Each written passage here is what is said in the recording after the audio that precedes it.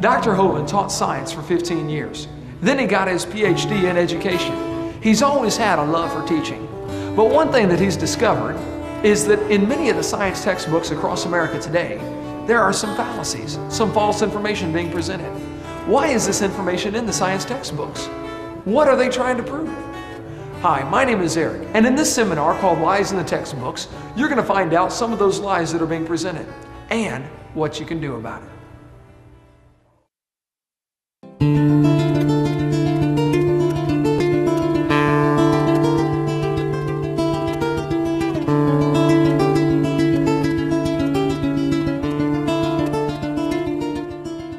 Well, welcome to our seminar on lies in the textbooks. My name is Kent Hovind. I taught high school science for 15 years. And now for, well, since 1989, I've been doing seminars on creation, evolution, and dinosaurs.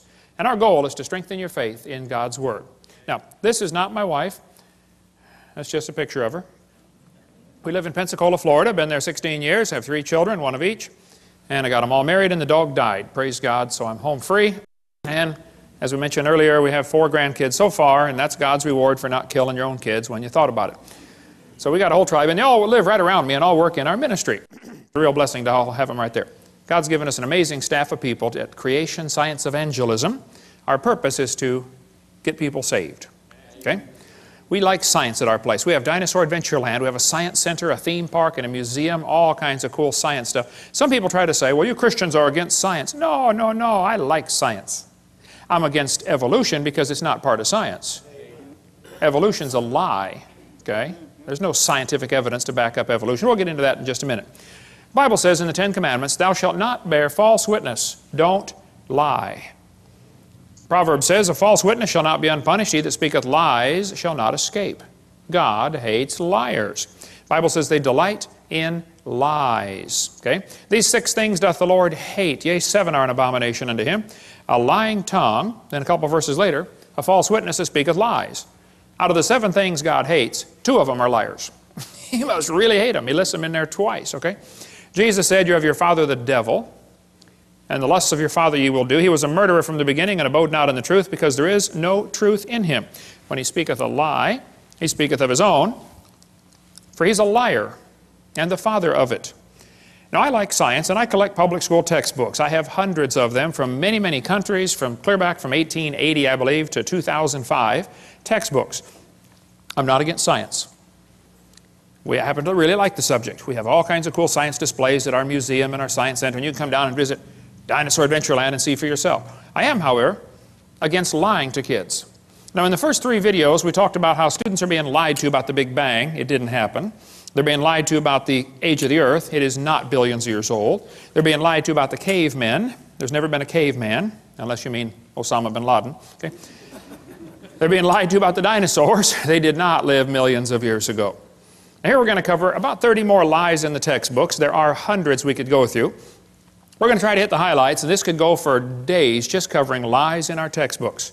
I'm going to hit some of the big ones, leave some of the little ones go for another time when we have more time. Now, I am not trying to get evolution out of the public schools. I'm not. I think any theory should be allowed to be taught if you don't have to lie to support your theory with false evidence, okay? I am not trying to get creation into the schools. And I think Christians that work on either one of those are wasting their time. And many people have wasted hundreds of thousands of dollars trying to accomplish those 2 goals. It's futile. It's not going to happen. I am, however, trying to get lies out of the textbooks. I think we'll find if we take the lies out of the books, there's nothing left to support evolution. Well, that's their problem. They shouldn't have picked such a dumb theory to begin with, okay? It's not my fault, okay? Now, I'm not against teachers. My mother was a godly woman, led my dad to the Lord on their first date. She retired from teaching public school years ago. Been in heaven now for about 7 years. My brother led me to the Lord. He just retired last year from teaching public school after 34 years. There are many good godly teachers in the system. There are many good godly principals, many good godly school board members. I'm not against schools. I'm not against school boards. I'm not against teachers. I'm not against textbooks. I'm against lies. Okay, let's just keep it in perspective. Is there anybody here that thinks teachers or textbooks should be allowed to deliberately lie to students for any reason? And I mean deliberately. They might be lying and not know they're lying, okay, but if they're deliberately lying, that shouldn't be allowed, should it? Okay? Wisconsin has a law that requires textbooks to be accurate. So does Alabama. Textbooks shall be adequate and current, up to date. Okay? The latest information. Texas has a law that says instructional material shall be factual. Go Texas. Okay? Florida has a law that requires accuracy of instructional materials, and the commissioner is responsible to remove books that are not accurate. Well, commissioner, do your job. Okay? Watch this video and remove the books that are not accurate. It's so simple. It's so simple. Okay? California says textbooks shall be factually accurate and reflect current and confirmed research. Okay? Minnesota says a teacher shall not deliberately suppress or distort subject matter. Yeah, sure, hey there, fella, you betcha. The problem is, none of those states enforce their own laws. I don't know if Tennessee here has a law that requires textbook accuracy. They ought to if they don't have one. If you don't have one, pass one. This is a textbook from about 100 years ago. It says, God created the heavens and the earth in 6 days. Prayer is a duty, but it's vain to pray without a sincere desire of heart. God governs the world in infinite wisdom. You believe that's a public school textbook? Well, here's one today. Evolution is fact, not theory. Birds arose from non-birds and humans from non-humans. No person who pretends to any understanding of the natural world can deny these facts. Wow, something's changed. Actually, I was at Chickasaw, Oklahoma a couple of weeks ago. It was supposed to be a debate, but none of the professors would debate me. So they scheduled an evolution seminar 2 days after I was gone. They let me come speak on creation. The student group got me in there. Here's a poster they put up right next to my poster. The poster was inviting people to come to the evolution seminar. Interested in evolution? Well, come on down. Evolution lecture with Dr. Mather and Dr. Ray. It says, hear both sides of the issue. Well, we invited them to debate. They could have heard both sides altogether. Here the kids get 9 months of evolution teaching. I come in for 2 hours and they panic. And then they got to say, here, both sides. Both sides. You're not going to present both sides. You're going to present one side, the evolution side, which is what they already got for 9 months. They don't want to hear it. I think they said 20 people turned up, 15 of them are from the Baptist Student Union, just to see what the teachers would say. Okay? They hear both sides. Their own textbook, there in Chickasaw, Oklahoma, has 1/4 of the book, one entire unit devoted only to evolution teaching. Nothing about creation. Evolution's a dying religion surviving only on tax dollars. It's dead. This textbook has over 100 pages where evolution is talked about. There's not one single mention of creation. So don't tell me they want to hear both sides. They don't, okay? They want to present one view only. It's called indoctrination, not education. Now this is a chart showing how the atheists feel that the different states are doing with the teaching of evolution. They think you folks in Tennessee are doing a lousy job of teaching evolution to your kids. Go Tennessee, all right. Okay. They think the folks right over here in North Carolina are doing a good job of teaching evolution. Well, North Carolina folks, get on the ball. Turn your state red by the next time they do this survey, okay? Now, is there anybody here that thinks teachers or textbooks should be allowed to use outdated or false information just to get students to believe a theory? Would that be a good idea? No, okay? Anybody here that thinks teachers that deliberately lie should be fired? Okay? Is there anybody here that thinks textbooks with lies should be banned or the lies torn out of the book? Think that'd be fair? All right. Well, buckle up, hang on, let's go. It's always amazed me how two people can look at the same thing and come to opposite conclusions of what they are looking at. You know, two people can look at Grand Canyon. One of them believes in evolution. He looks at the canyon and says, wow, look what the Colorado River did for millions and millions of years. The Bible-believing Christian stands there, looks at the same canyon, and says, wow, look what the flood did in about 30 minutes. Now, how was that canyon formed, huh? Textbook says over millions of years, the Colorado River carved the Grand Canyon from solid rock. Oh, now, hold on a second, okay? It's a fact Grand Canyon exists. I've been there a bunch of times, studied. I taught earth science for 15 years. I love studying Grand Canyon.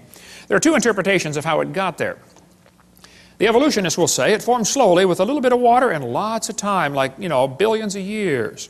The creationists will say, no, it formed quickly by lots of water and a little bit of time, like a big flood in the days of Noah.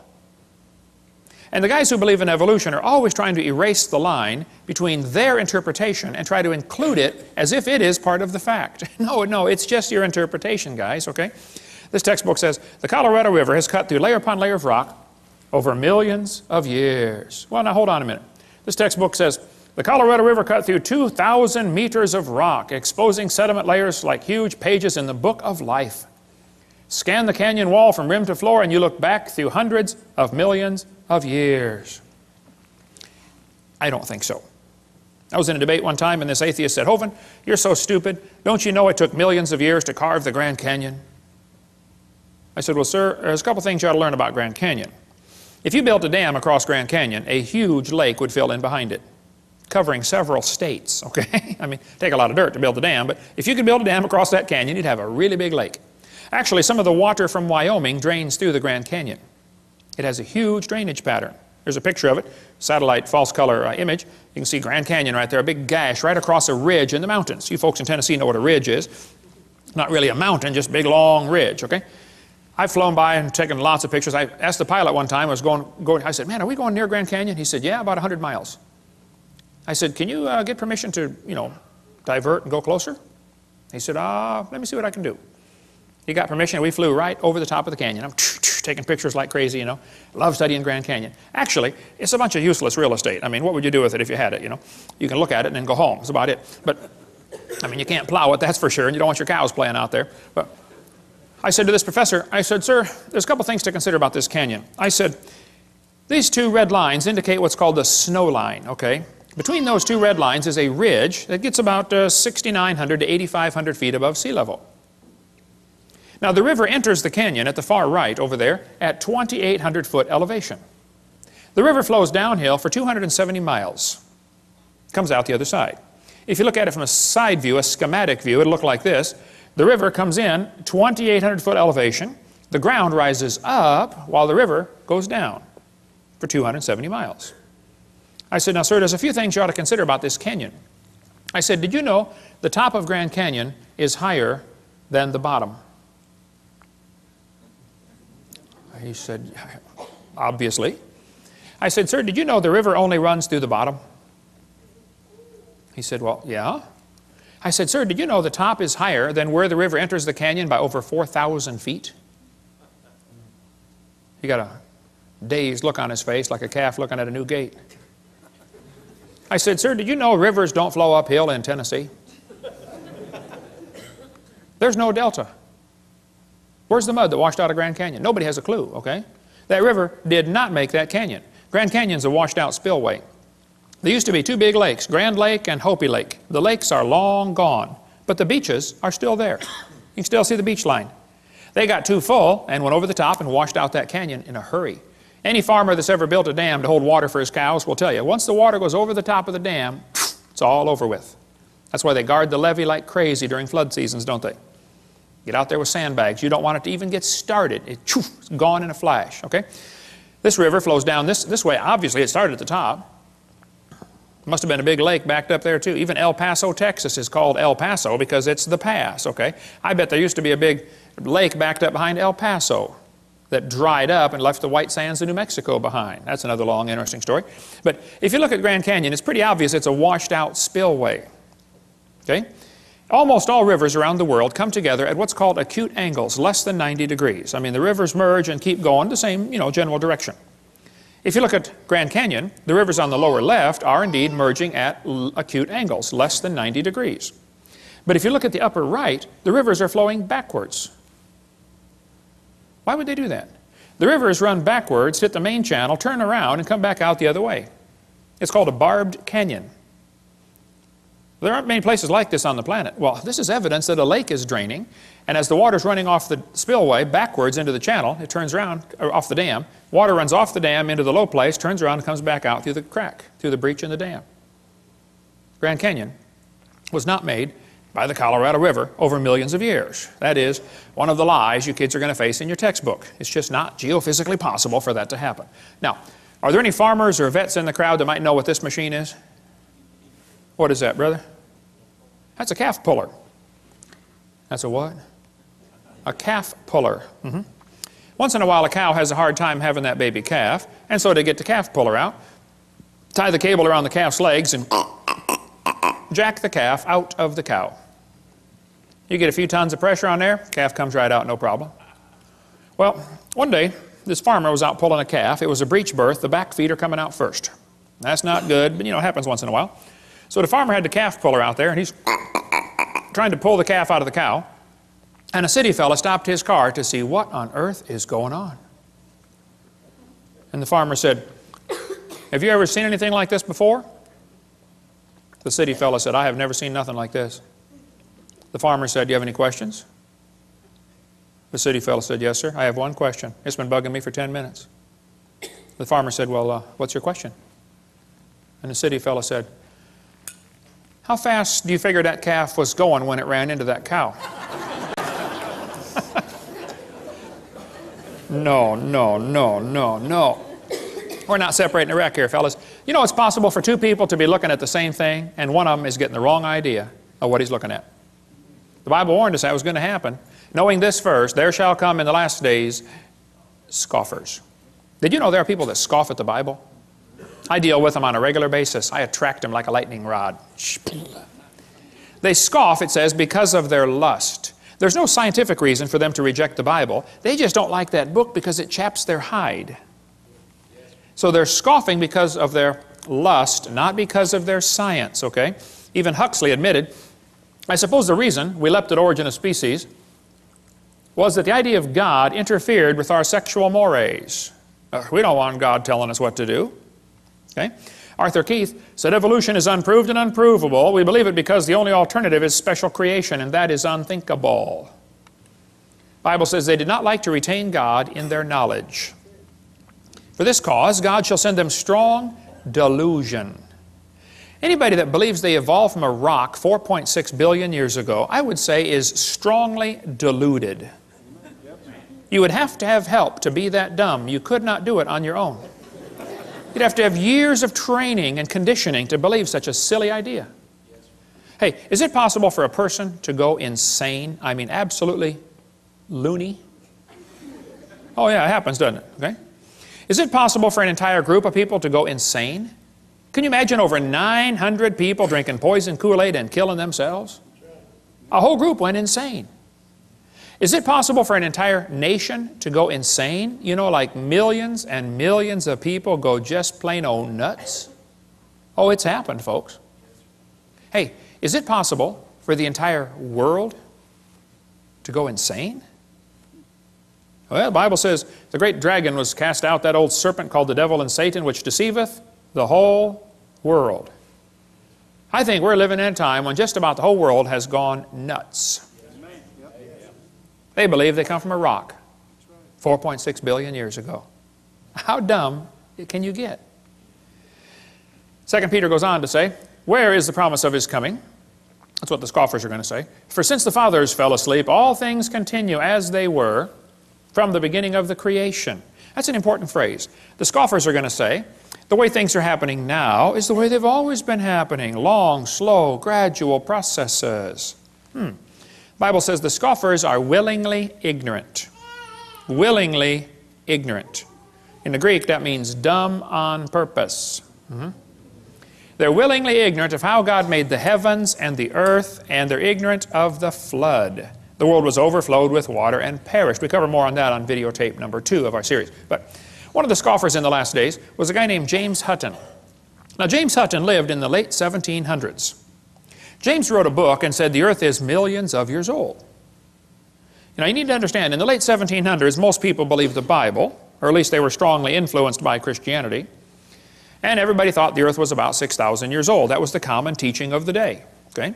They taught the kids in the public school, you know, God created the world in 6 days, like we saw earlier. But this was also a time of many revolutions. We had the American Revolution, the French Revolution, the Polish, the Spanish, the German. Every country is just about revolting against the idea of a king and establishing a democracy. So they threw off monarchy, and this is known as the age of anti-monarchy. So the Bible says to honor the king, and some people thought the Bible was an obstacle to their political objectives. And they wanted to discredit the Bible. Keep in mind, this all happened in the early 1800s and late 1700s. So back when everybody thought the earth was a few thousand years old, James Hutton came along and said, oh no, it's lots older than that. And it got here by uniformitarianism. Ooh, kids, big word, bold print. That'll be on the test. They always are, okay? Uniformitarianism means the present is the key to the past. No, James, I think the Bible's the only perfect key to the past. But during this time frame, the Christians, instead of fighting against this new teaching of millions of years, they swallowed it. The Christians accepted the idea of a gap theory or day-age theory or progressive creation. They just accepted millions of years right into the Bible when it's obvious to anybody with half a brain and one eye reading the Bible that it does not teach the earth is millions of years old. That's not what it says. So the Christians did not put up an effective defense, an effective resistance to this teaching, and they allowed the church to believe all this. And then when evolution came out, 1859 became popular with Darwin's book, well, the Christians just accepted that too. Boy, what a tragedy. That book covers the great turning point in history, if you like the history of stuff. Well, James Hutton's book that he wrote had a real strong influence on a young lawyer from Scotland named Charles Lyell. Charles Lyell, the lawyer, hated the Bible. Somebody calculated one time that if all the lawyers in the world were laid end to end around the equator, we would all be better off. Charles Lyell, in 1830, wrote this book right here, Principles of Geology. I've got it here on the table. You can come take a look at it. It's all marked up. In this book, you can see his hatred for the Bible kind of ooze off every page. He kept calling it ancient doctrines. He said, oh, you have a scriptural authority. He was mocking them, okay? He called a religious prejudice. He said, men of superior talent, he's talking about himself, who thought for themselves and were not blinded by authority. He used every opportunity he could find to mock the Scriptures. And kids, you won't have to go to college very far before you're going to run into a professor that has this mocking attitude toward God's Word. How many of you had one when you went through school? Seems like their whole goal in life is to destroy your faith. I had a bunch of them when I went to school.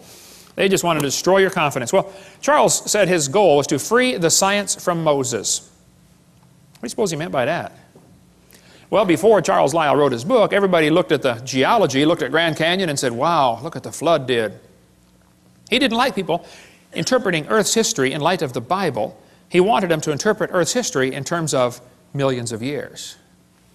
Lyell is the primary guy responsible for inventing what today is known as the geologic column. How many have ever heard of the geologic column before? They divided the Earth up into layers and gave them names, you know. Cenozoic, Mesozoic, Paleozoic, Archaeozoic, all that kind of stuff. Maybe you saw the movie Jurassic Park, named after the Jurassic layer, okay? Each layer of rock was given a name and an age and an index fossil. Now keep in mind, all this was done in 1830 before there ever was a carbon dating, potassium-argon dating, rubidium-strontium dating, lead-208, lead-206, uranium-235, uranium-238. None of those had even been thought of. So they didn't determine these great ages by any radiometric decay method. They just picked the numbers out of the clear blue sky. It's a fact the Earth has many layers of sedimentary rock. That is just a fact. You can see them all over Tennessee here. How'd they get there? Well, there are two interpretations. One group says the layers formed slowly over millions of years. The other group says, no, these layers are all from the flood in the days of Noah. And again, they're always trying to erase that line between the two and make their interpretation become part of the fact. And it's just not, okay? It's just their interpretation, that's all. The geologic column is actually the Bible for the evolutionist. The only place you'll ever find it is in the textbooks. It doesn't exist. This guy admits it. He said, if there were a column of sediments, unfortunately no such column exists. Did you know there is no geologic column? If there was, it'd be 100 miles thick. It doesn't exist. It's one of the lies in the textbooks. And actually, all of evolution is based on this lie right here. This is one of the most serious ones, in my opinion. It's true the Earth has layers. That's not the question. Okay? How did they get there, though? I mean, if that layer sat there for 10 million years waiting for the next one, don't you think it's going to rain once in a while in 10 million years? Why are there no erosion marks between the layers? Why are they stacked on top of each other just like a stack of pancakes? And by the way, why are there no soil layers between the rock layers? I mean, soil builds up on top of rock. Don't you think there'd be some soil built up once in a while? Look, if you get a jar of dirt and rocks and gravel and sand and mud and shake it up and set it down, it settles into layers for you in a few minutes. It doesn't take long. How many seen those things you buy at the mall with two pieces of glass and different colored sand in between? You know, you flip it over and it makes all kinds of layers just in a few seconds. It doesn't take long. I was preaching years ago in Union Center, South Dakota. Now, Union Center is right there. It's not even on the map.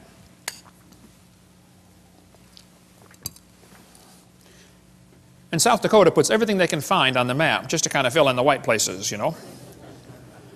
Well, there were 40 people in the whole town. 38 of them came to church. The other two must have been pulling a calf, I reckon. I don't know. But boy, we had a great meeting, and the preacher said, "Hey, Hovind, let's go down to Rapid City. They've got a bunch of dinosaurs in the museum there." I said, "Oh, all right, I like dinosaurs. Let's go." So we all drove down to Rapid City. We came to this museum, and a guide met us at the door. He said, "Hey, folks, would you like me to give you a tour?" We said, "That would be great, sir." Well, the first place we stopped on the tour was the geologic time chart. They have it lit up, and it's behind glass, and it's holy and sacred. Don't dare touch that thing, you know. So we're standing over there, and the guide said, "Now, folks, this layer of rock right here is about 70 million years old." And it's so cool because they always get that sanctimonious tone in their voice, you know. 70 million years old. Oh. Well, my daughter was 12 years old at the time. She raised her hand. She said, "Mister, how do you know that layer is 70 million years old?" He said, "Honey, that's a good question. We tell the age of the layers by what types of fossils we find in them. They're called index fossils."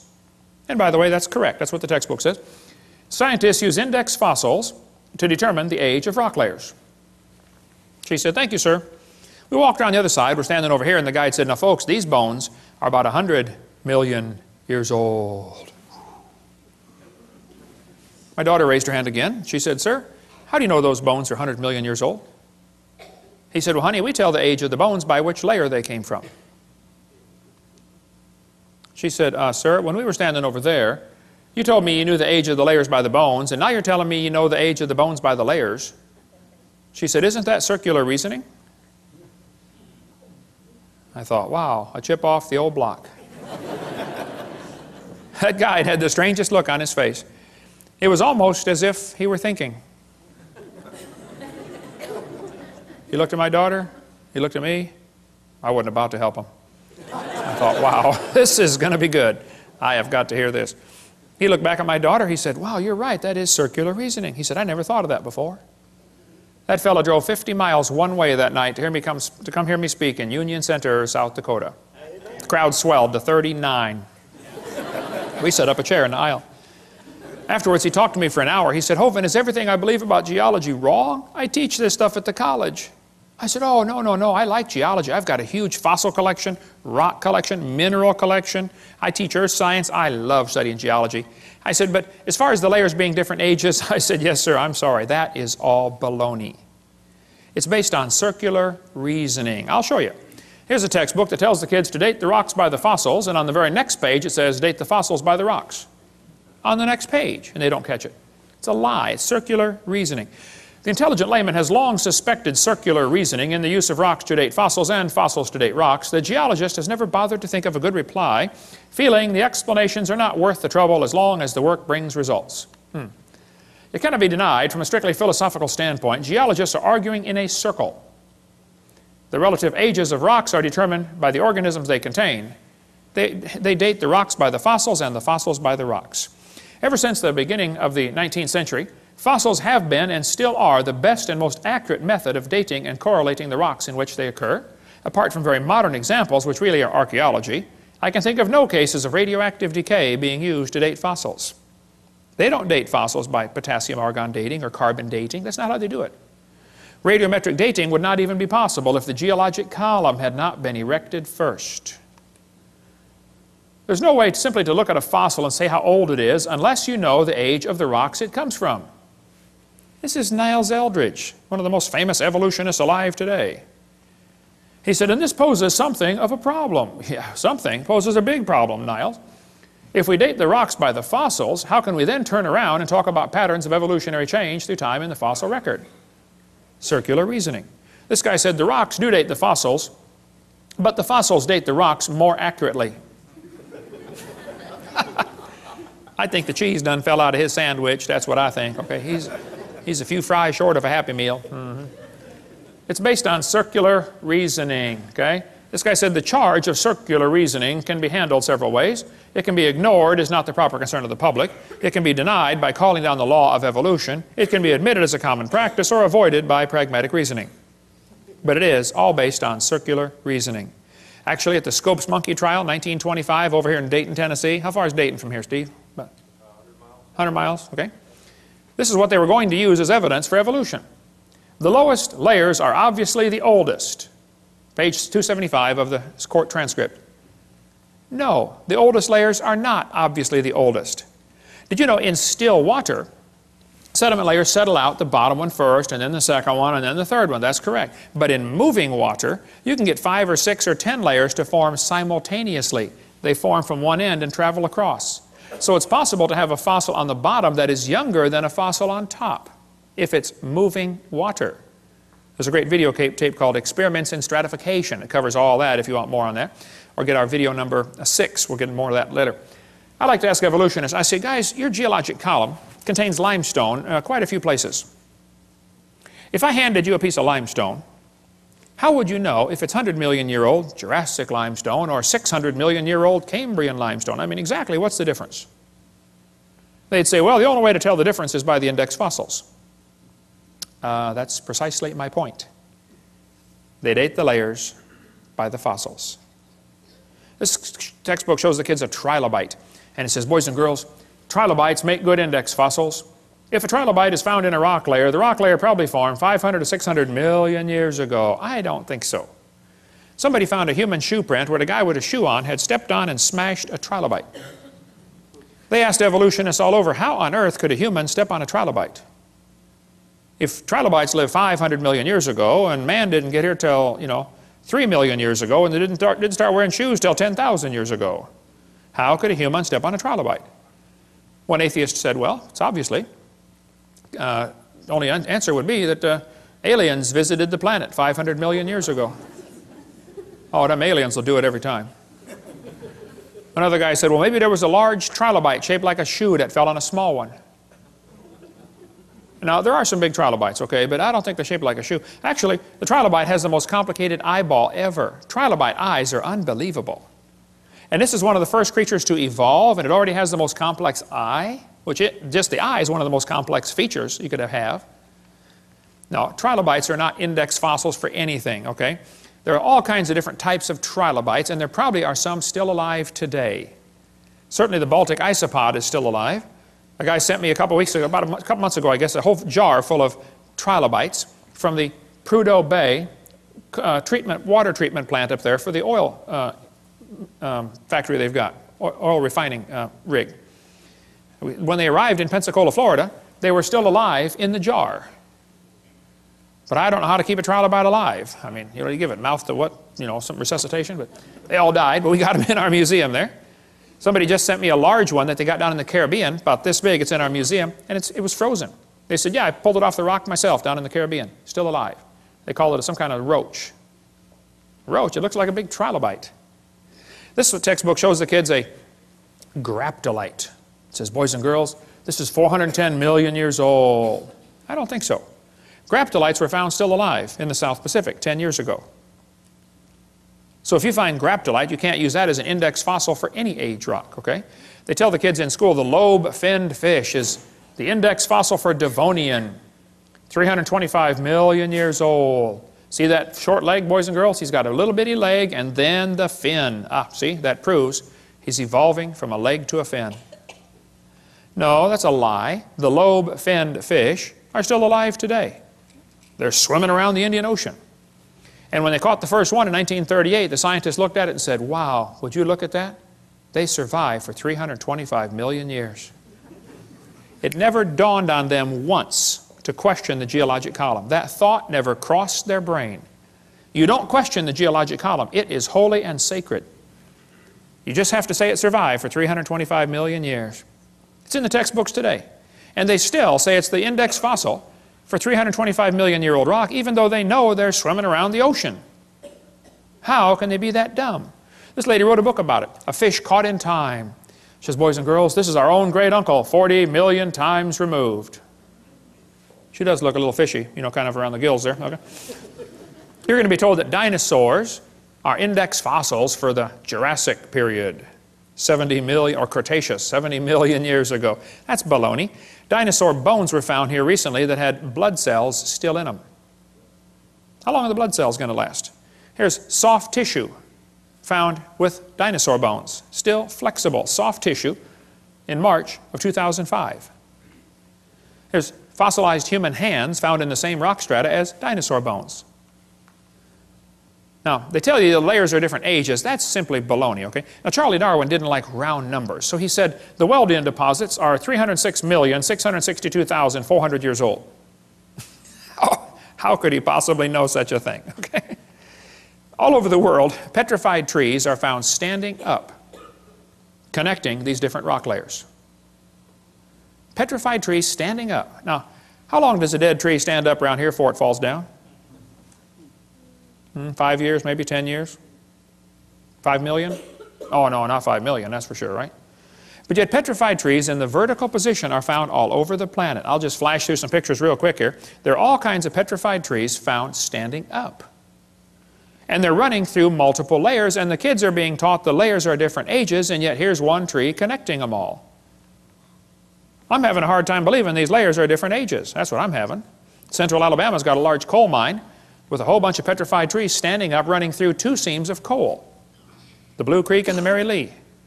Now they're going to tell you in school, for coal to form, a forest has to grow, and then it all falls over and turns into a swamp, and then it gets buried, and then new mud washes in on top, and the coal slowly forms from the forest that was buried.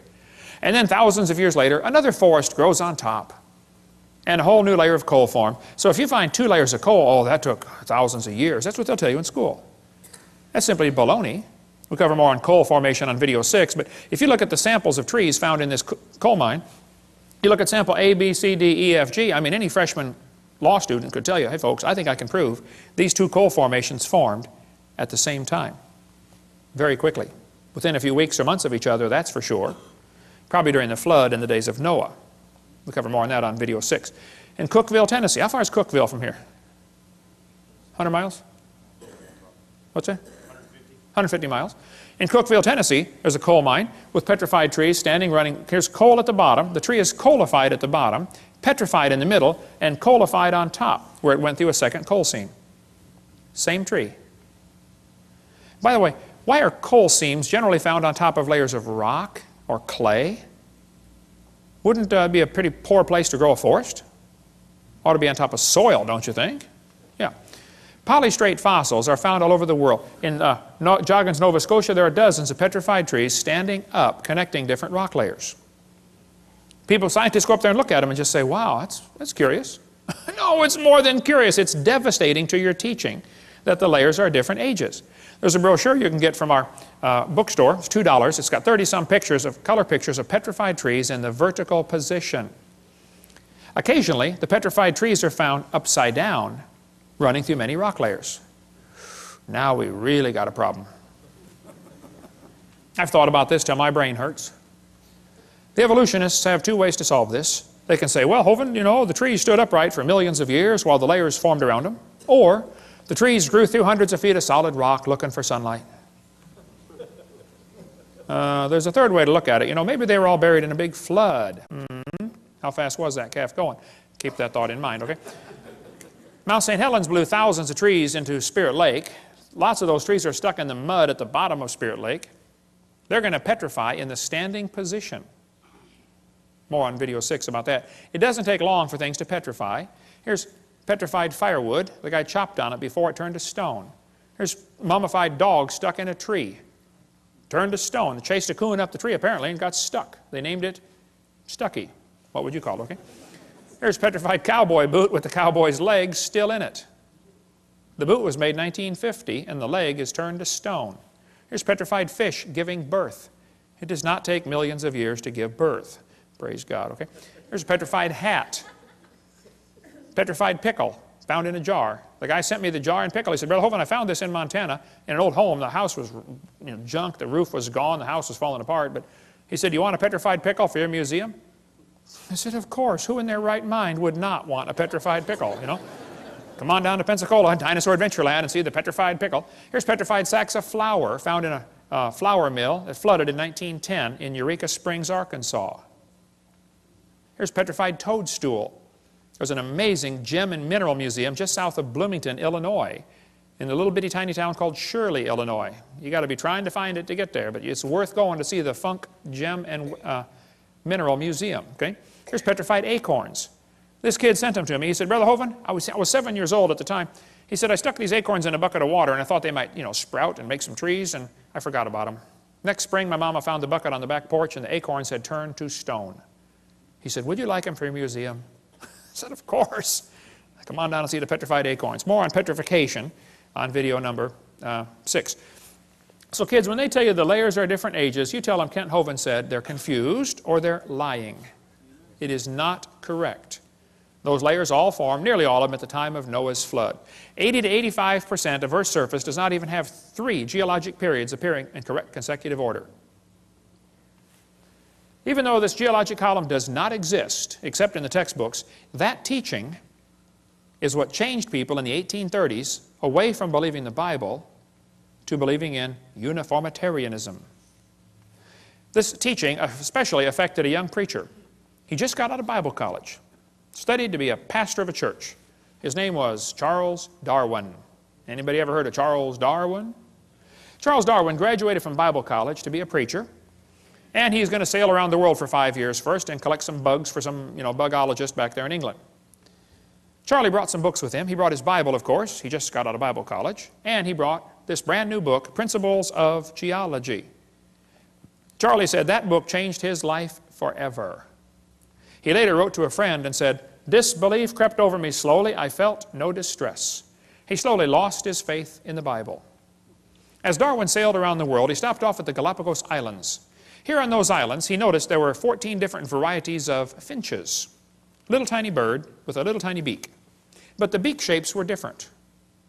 Now the Grants went there and studied them and said, wow, during dry years the beak is 1/10 of a millimeter thicker, and during wet years it's 1/10 of a millimeter thinner. But it always averages back out. 1/10 of a millimeter, do you know how much that is? Not much. Darwin looked at the birds and said, you know what? I think all these birds had a common ancestor. I bet you're right, Charlie. It was a bird. And then Charlie said, well, maybe this proves that birds and bananas are related. You say, oh, he never said that. He sure did. I knew you wouldn't believe me, so I brought his book. It's right here. The Origin of Species by Charles Darwin. On page 170, Darwin said, it's a truly wonderful fact that all animals and all plants throughout all time and space should be related to each other. Isn't he saying the birds and bananas are related? He sure is. This is a lie. What Charlie observed is what is sometimes called microevolution. Microevolution tells us dogs produce a variety of dogs. That's a fact. It happens, okay? And roses produce a variety of roses. Nobody argues about that. The question is, does it go any farther than that? You may get a big dog or a little dog, but you get a dog every time. And probably the dog, the wolf, and the coyote had a common ancestor. I wouldn't argue about that. We did the test this morning. Had a 5-year-old girl. Said, okay, here we have a dog, a wolf, a coyote, and a banana. Which one is not like the others? She got it. The banana. We got college professors can't figure that out. Here's National Geographic says, the evolution of dogs from wolves. Well, duh, nobody's arguing about that. Yeah, dogs came from wolves, okay? The Bible says they bring forth after their kind. 10 times it says that in the first chapter. See, this word evolution has 6 meanings. We've been through this before, so I'm going to go through it kind of quickly. There's first of all cosmic evolution, Big Bang. Secondly, chemical evolution, where all the chemicals come from hydrogen. That's baloney. Thirdly, stellar evolution, where all the stars form from dust. You cannot get dust to condense into a solid star. Can't happen. There's Boyle's gas laws that drive it away, okay? Then there's enough stars out there, though we can all have 11 trillion to ourselves. Then you have organic evolution, where life gets started from non-living material. And then macroevolution, where an animal changes to a different kind of animal. None of those have ever been observed. Number 6, variations within the kinds, sometimes called microevolution. That one happens. The first 5 are religious. So whenever you discuss evolution, you have to define what you're talking about. If you're talking about number 6, I'm with you. I agree, that happens. You're talking about the first 5, that doesn't happen. That's something you believe happens, okay? Watch how they change the definition for the kids. They say, okay, boys and girls, evolution is change over time. Is that really what they mean? Watch this carefully now. In other words, living things have changed over time. Wait. Are you going to skip over the first four? They just want to bypass the first four stages like it's not part of the theory? Well, then you don't have a coherent theory. Then they say, evolution is defined as a change in species over time. Now they're down to what I believe in. I think species can change. I think you can get some really weird varieties of animals, but they're still the same kind, okay? This is a lie, kids. That's not really what they mean by evolution. They want to give you examples of number 6 and make you believe that the whole theory has been proven. Don't get brainwashed. Most evolutionists will say, well, macroevolution is just micro with longer periods of time. No, it's not. They had a big conference on this very question in Chicago. They said the central question of the Chicago conference was whether the mechanisms underlying microevolution can be extrapolated to explain the phenomena of macroevolution.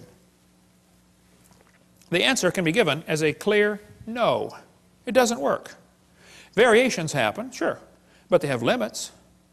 Did you know farmers have been trying to get bigger pigs for a long time? Do you think they'll ever get a pig as big as Texas? Nah, I bet there's a limit, isn't there? Okay? Roaches become resistant to pesticides. Do you think they'll ever become resistant to a sledgehammer? Probably not. See? There's a tiger had 3 kittens, all different colors, same litter. That's variations, but it's still a tiger. That's not evolution. They always end up producing the same kind of offspring, just like the Bible says. The information for the new variety had to be in the gene code already, or it couldn't produce it. No new information is ever added. The gene pool of the new variety is always more limited.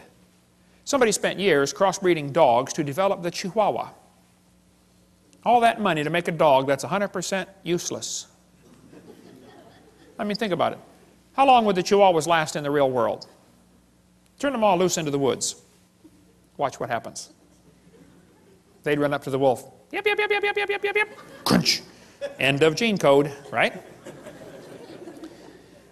Genetic information is lost, not added when you get a strange variety. Real evolution would need an increase in genetic complexity. We don't ever observe that. Now, I grew up in Illinois, corn country. Did you know there are so many kinds of corn up there, they have to number them?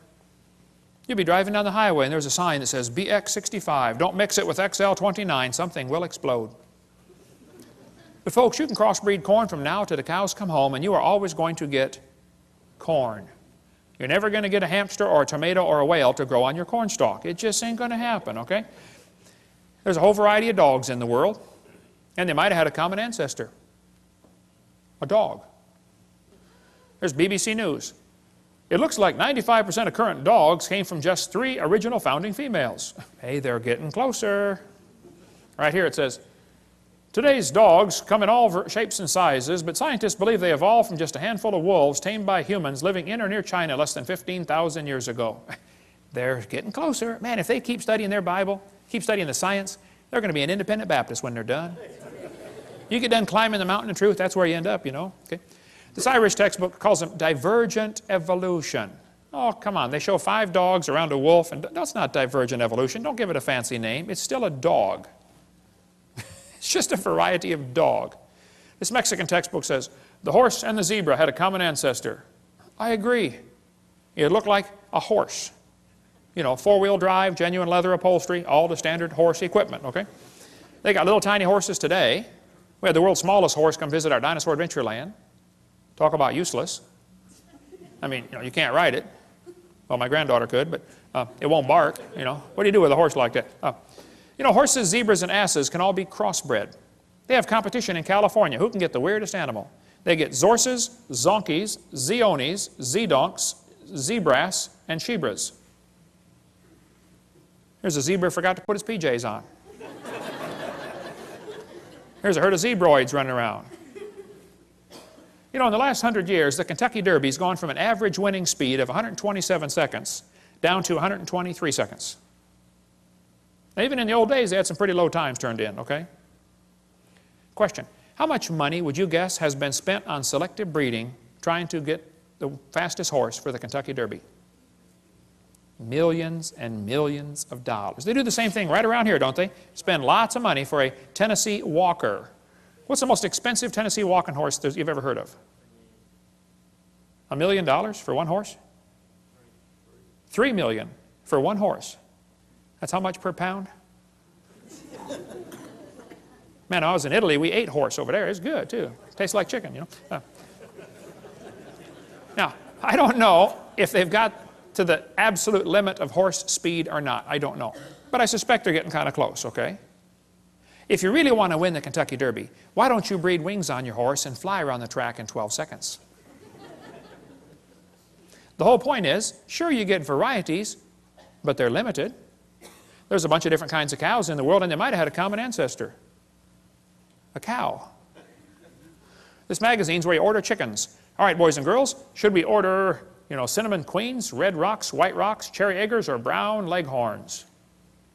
But look what the magazine says. Jungle fowl are the original bird from which all varieties and strains of domesticated chickens are derived. Did you know all the chickens had a common ancestor? Anybody want to guess what it was? Chicken. You got it. There are 8 kinds of bears in the world, and they might have had a common ancestor. A bear. You know, broccoli, cabbage, cauliflower, and Brussels sprouts all have a common ancestor called a plant. In California, they got huge fields where they graft English walnut trees onto black walnut stumps. They do it because the black walnut stump, the root system is tough and can handle the weather over there. But the black walnut doesn't taste as good, it doesn't sell for as much money, and it's tougher to crack. English walnuts taste better, they sell for more money, and they're easier to crack, but the root system rots. So they cut them off and stick them together. They do it all over there. Well, they can do it because they're both a walnut. See, you could never graft an English walnut tree onto the back of a turtle. That won't work, see? The sugar beets were used for years. When sugar got expensive, they wanted to get sugar out of beets. So they tried to do selective breeding to increase the sugar content in sugar beets. They raised it from 6% to 17%, but could not. They ran into a brick wall. Hey, can't go past 17. And the further they got away from the normal wild sugar beet, the more problems they started having. Now you got to babysit the field and spray pesticides and bugicides and everything else on it, okay? Because its disease resistance goes down. People say, don't bacteria become resistant to drugs? Well, that's because they lose information, not gain it. I'll show you. Dr. Spetner points out, this is based on a misunderstanding. For the mutations that cause antibiotic resistance still involve information loss. For example, to destroy a bacterium, the antibiotic streptomycin attaches to part of a bacterial cell called ribosomes. Mutations sometimes cause a structural deformity in ribosomes. Since the antibiotic cannot connect with the misshapen ribosome, the bacterium is resistant. Even though this mutation turns out to be beneficial for the moment, it still constitutes a loss of information, not a gain. No evolution has taken place. The bacteria are not stronger. In fact, under normal conditions with no antibiotic present, they are weaker than their non-mutated cousins. I'll give you an example. Suppose somebody's coming through town and they're handcuffing everybody, taking them off to jail, and then they're going to kill them. But you don't have any arms, so they can't handcuff you. Aha. Is that a beneficial mutation to not have arms? Well, yeah, for the moment, okay. But in long term, it's not beneficial, okay? And so all the examples they ever point to are bacteria becoming resistant to drugs. That's a loss of information, not a gain. The Bible is correct. They bring forth after their kind. James Hutton wrote a book in 1795, and people began to doubt the earth was 6,000 years old. Charlie Lyell wrote a book in 1830, and people began to doubt the flood, and Charlie Darwin's book made people doubt the Creator. And by the mid-1800s, people were wondering, wow, if God didn't do it, how did we get here? Who's in charge of the world? That led directly to the rise of communism, Marxism, socialism, Nazism. We'll cover that on Seminar Part 5. Politically incorrect, the dangers of this evolution theory. Now, Darwin didn't originate the evolution theory. It was around before him. He just simply made it popular, okay? But Timothy was warned by Paul here in 1 Timothy 6. You be careful about avoiding profane and vain babblings and oppositions of science falsely so called. Evolution is not science. Evolution's a religion in every sense of the word. Hitler said, let me control the textbooks, I'll control the state. Professor Wilson at Harvard University said, as were many persons from Alabama, I was a born-again Christian. When I was 15, I entered the Southern Baptist Church with great fervor and interest in the fundamentalist religion. I left at 17 when I got to the University of Alabama and heard about evolution theory. He lost his faith, first year of college. That's what happened to Philip Wentworth. Studied for the ministry at Harvard, lost his faith, gave up on the ministry. That's what happened to Scott. He almost lost his faith till somebody showed him one of my videotapes. And he said, oh, man, you saved my faith, Brother Hovind. Marty wrote me and said, I want to let you know your ministry's been a blessing to me. I'm one of the high school students in the anthropology class that is a victim of the dangers of evolution teaching. I was very discouraged and questioned the existence of God. I listened to your seminars and that completely encouraged me, and it was a blessing to me. Yay, rescued one. It's amazing how many thousands of people down through history have lost their faith because of this evolution teaching. Karl Marx said he wanted to serve God with his life, went off to college, became an evolutionist. Comrade Stalin. There was a special this afternoon on TV. How many saw that about Comrade Stalin on the History Channel? He went to a Christian school, read Darwin's book, and became an atheist. Killed between 60 and 100 million of his own people. Andrew Carnegie became an evolutionist reading Darwin's book. He said it freed him from the shackles of religion. Light came in as a flood and all was clear. Not only had I got rid of theology and the supernatural, but I found the truth of evolution. Carnegie left behind millions of dollars to make sure evolution is taught in our schools instead of creation. He funded the National Center for Science Education. The list is really long. We'll have to quit now. But 75% of kids from Christian homes that go to public schools lose their faith after 1 year of college. What's in these textbooks anyway? What are they teaching our kids that's making them lose their faith? Well, we're going to cover some of the lies in the textbooks, some more lies in the textbooks in the next session. There is no known evidence to support the evolution theory except things that have been proven wrong a long time ago. If real evidence exists for this evolution theory, I would like to see it. We've been offering $250,000 for real scientific evidence for evolution. We've had that offer for over 10 years. There isn't any, okay? I'll give you an example. Suppose I had a theory that the moon is made of green cheese. Now that's a dumb theory, I know. But hey, it's okay to have a dumb theory. There are no laws against dumb theories. But then suppose I started teaching my students, hey kids, did you know NASA proved my theory in 1973 when they went there on a secret mission and drilled a hole and found the moon is made of green cheese? Well, now hold on a minute. It's okay to have a dumb theory. It's not okay to lie about my evidence for my theory, okay? It is worse for me to get paid by tax dollars while I lie about my theory. So I don't mind if they want to have a theory that we came from a rock. That doesn't bother me. It does bother me that they want to lie to the students about their evidence, and it really bothers me that I have to pay their salary while they lie to spread their theory. So here's some of the evidence they use for evolution theory. They say, we have evidence from fossils. I say, guys, you've got to be kidding. No fossil counts as evidence for evolution. None. If you find bones in the dirt, all you know is it died. You don't know it had any kids. No fossil could count as evidence for evolution. None. They say we have evidence from structure, from molecular biology, from development. Well, let's talk about a few of these. Evolution is dead. The theory is defunct. There is no evidence to support it. But some of the followers are pretty dedicated, and they're having a hard time letting it go. They'll even lie to you to make you think everything's fine. They say, wow, look at that evolution theory. It's perfectly fine. There's no challenge to evolution. Look, he never looked better. Pulse and heart rate look good. No, I'm sorry. He's a goner, okay? Don't be the last one off the boat. It is sinking. Evolution is based on two faulty assumptions. Number one, they say mutations make something new. That's never been observed. Number two, natural selection makes it survive and take over the population. Evolution is actually a religion of death. In order for evolution to work, one animal evolves a little better than the rest. What must happen to the rest of them to make this thing work? They got to die. Or else the new improved gene is swamped back into the gene code. The question is so simple and profound. Did man bring death into the world like the Bible says? Or did death bring man into the world like evolution says? Somebody is wrong.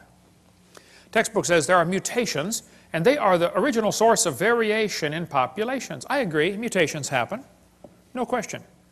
But mutations do not produce any evolution. Mutations are scrambling up existing genetic code. They're not making anything new. Here's a 5-legged bull. That's a mutant. There's no new information added. He already had the information on how to make a leg. It just made one in the wrong place, that's all. It's not new information, it is scrambled information. Here's a short-legged sheep. Again, no new information. And by the way, that's not beneficial. He's the first one the wolf is going to catch. Right? Go, boys, go. Here comes the wolf. Brrr. Oh, Herman didn't make it. There's a two-headed lamb. That's a mutant. It's not beneficial. Two-headed turtle. That's a mutant. Not ninja, but it's mutant. Okay. Now, he's going to freeze first winter because nobody makes a double-neck turtleneck sweater.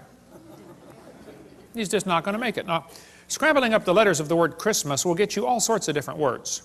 But it will never get you Xerox, zebra, or queen. The letters aren't available. This textbook shows the kids a four-wing fly, which, by the way, cannot fly. And it says, boys and girls, normal fruit flies have 2 wings. This mutant has 4. This rare mutation, like most mutations, is harmful. Then it says, beneficial mutations are the raw material for natural selection. No, hold on a minute. Why don't they show us an example of a beneficial mutation? Why did they tell us about the good ones and not show us a picture of a good one? You know why they didn't show a picture of a good mutation? Because nobody's ever seen one. There's never been one beneficial mutation. I said that in a debate one time, and this atheist said, Hovind, you're lying. He said, I can name a beneficial mutation right now.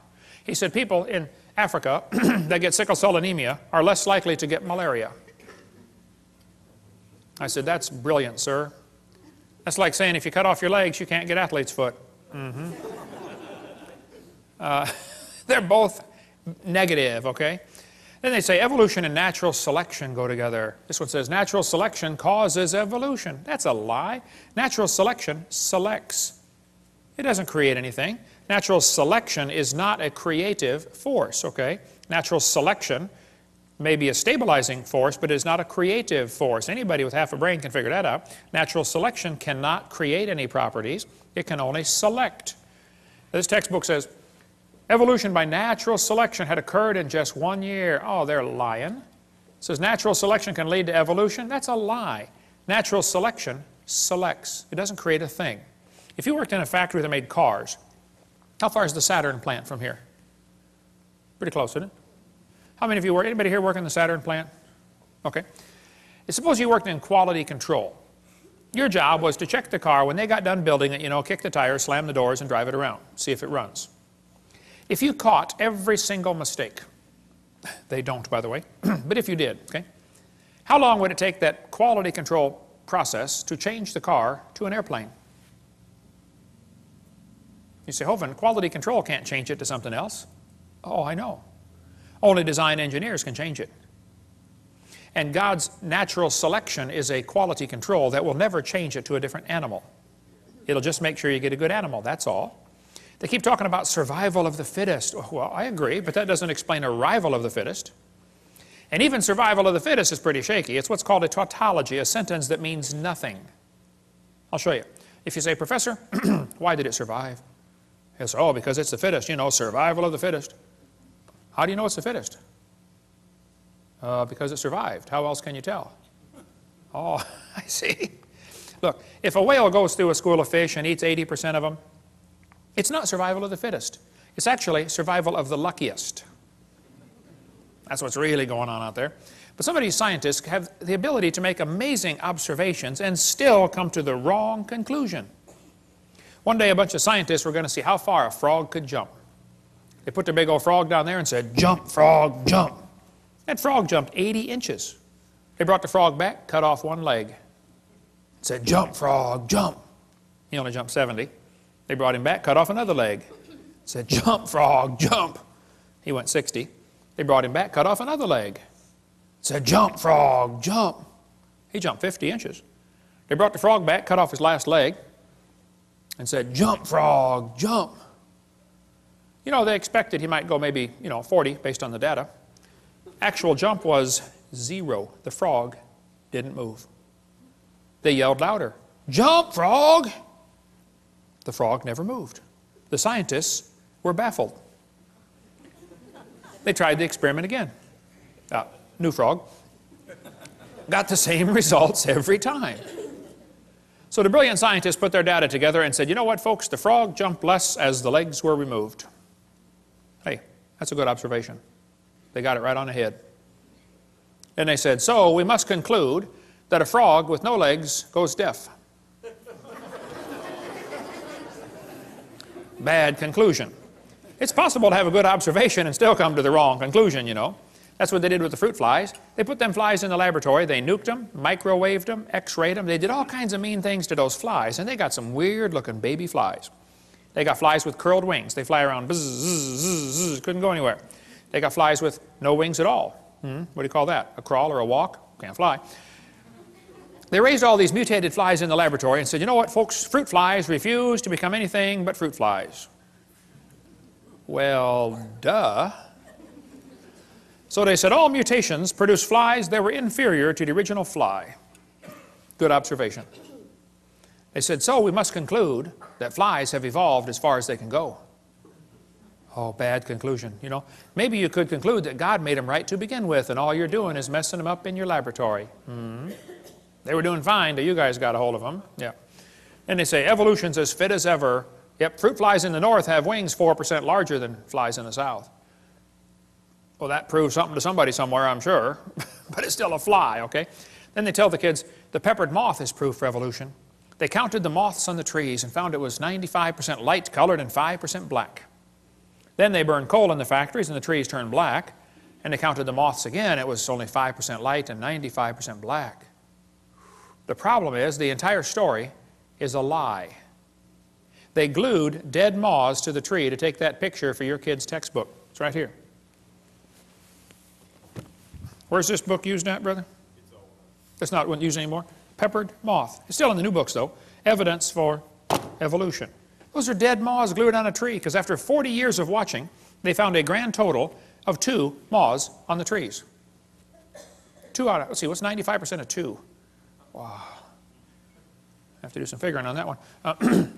They still keep it in the textbooks, though, as evidence for evolution.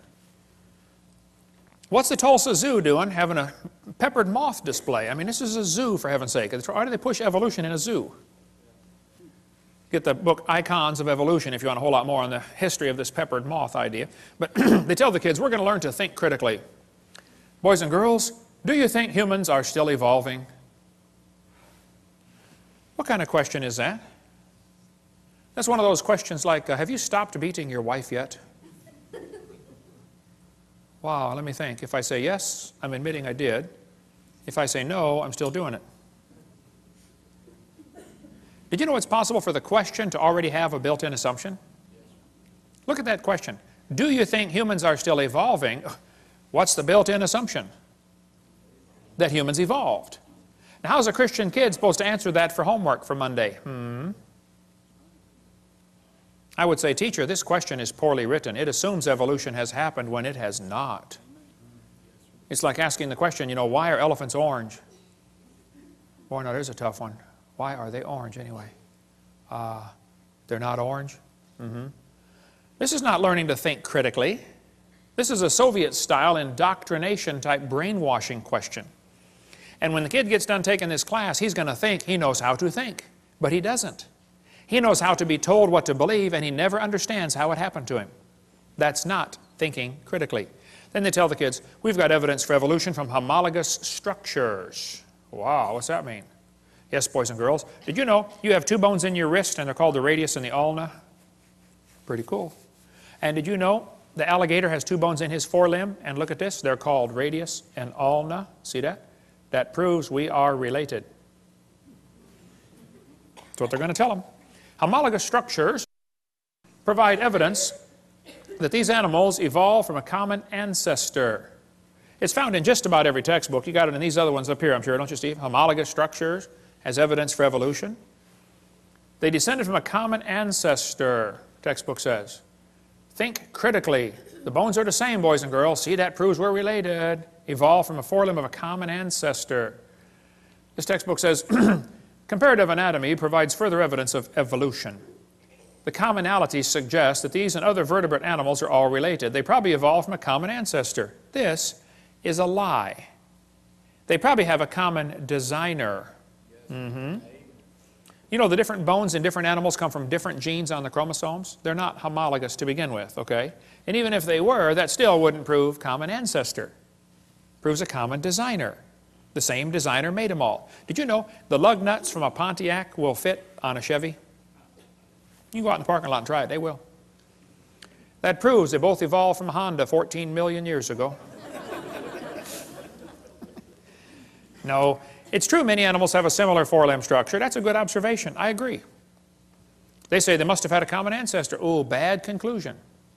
Then they'll say, this helps prove we all came from a rock. Well, now you really have got a bad conclusion there.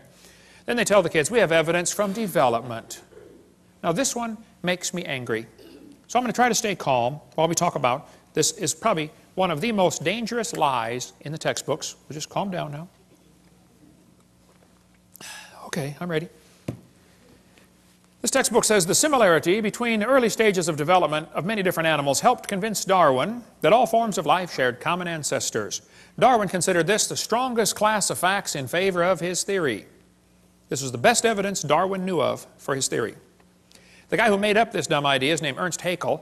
Haeckel called this idea we're about to share with you the biogenetic law, which means as animals develop inside the mother, they go through the stages of evolution. All you got to do is memorize the word farm, F-A-R-M, fish, amphibian, reptile, mammal. That's the way they say it happened. The phrase they had for it back then was ontogeny recapitulates phylogeny. Wow, what's all that mean? Well, ontogeny is the growth of the baby. It goes through stages, okay? Recapitulates means it reenacts or does over again. Phylogeny is the evolutionary sequence. This Irish textbook says, the presence of fish-like structures in embryos of different species shows these animals have evolved from fish and share the basic pattern of fish development. It's as if the embryo retains a memory of its origins and starts to copy them during its development. That's the ontogeny recapitulates phylogeny. Now, the idea that Sigmund Freud relied on was the idea that ontogeny recapitulates phylogeny. That is, the development of the individual recapitulates the evolution of the entire species. This is stupid and dangerous. They tell the kids the embryo, the baby growing in the mother, has gills like a fish. Gills? That's a lie. Those are not gill slits. Those little folds of skin you see on the embryo grow into bones in the ear and glands in the throat. They never have anything to do with breathing. My uncle had 5 or 6 chins and he couldn't breathe through any of them but the top one. Okay? Those are not gill slits. Ernst Haeckel said the turning point in his thinking was when he read Darwin's book in 1860. See, Darwin's book was printed in English in 1859. The next year, it was printed in German, 1860. Haeckel was a German embryology professor. He read the book and said, wow, what a great theory. If only we had some evidence. Well, 9 years later, they still had no evidence. So Haeckel decided to help out. He was going to make some evidence. Haeckel took a drawing of a dog and a human embryo. He was an embryology professor, you know. And he lied. He faked the drawings. He changed them and made them look exactly alike to prove they're related. He just is a bald-faced lie, okay? Haeckel made giant posters of his fake drawings and traveled all over Germany and converted the people to believing in evolution, which led to the next obvious question. Hey, if evolution is true, I wonder which race of humans have evolved the farthest. And guess who the Germans thought it was? Yeah, we'll talk more about that later. Now, on top are Haeckel's fake drawings. Underneath are the actual photographs of these animals.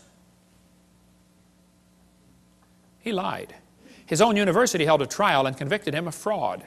He said at the trial, I should feel utterly condemned were it not that hundreds of the best observers and biologists lie under the same charge. This biogenetic law is as dead as a doornail. It's not true. But it can't be taken out of the textbooks for some reason. It's been proven wrong since 1875, and they still keep it in the books. It's still used in this book, Evolutionary Analysis, college textbook, 1998 edition, used at University West Florida, the exact same chart of Ernst Haeckel. That's only been proven wrong since 1875, okay? I know it takes a while to get textbooks up to date, but that's long enough. I think 130 years, they ought to be able to get it out by now, don't you think? Okay? More about the gill slits in this book here, Icons of Evolution. Darwin's theory, his book came out 1859. He predicted they would find evidence. 1860 '69, Haeckel faked the drawings. 1875, it was proven wrong. But it's still in textbooks used all over the planet. 2004 textbook, still has it. 2005 textbook, and I pronounced it wrong as Chickasha, not Chickashaw, Chickasha, Oklahoma. I got corrected during the break. Still teaching the baby has gill pouches. Notice, for example, gill pouches, okay? Gill slits on the embryo. They're teaching this in textbooks all over the world. It's only been proven wrong since 1875.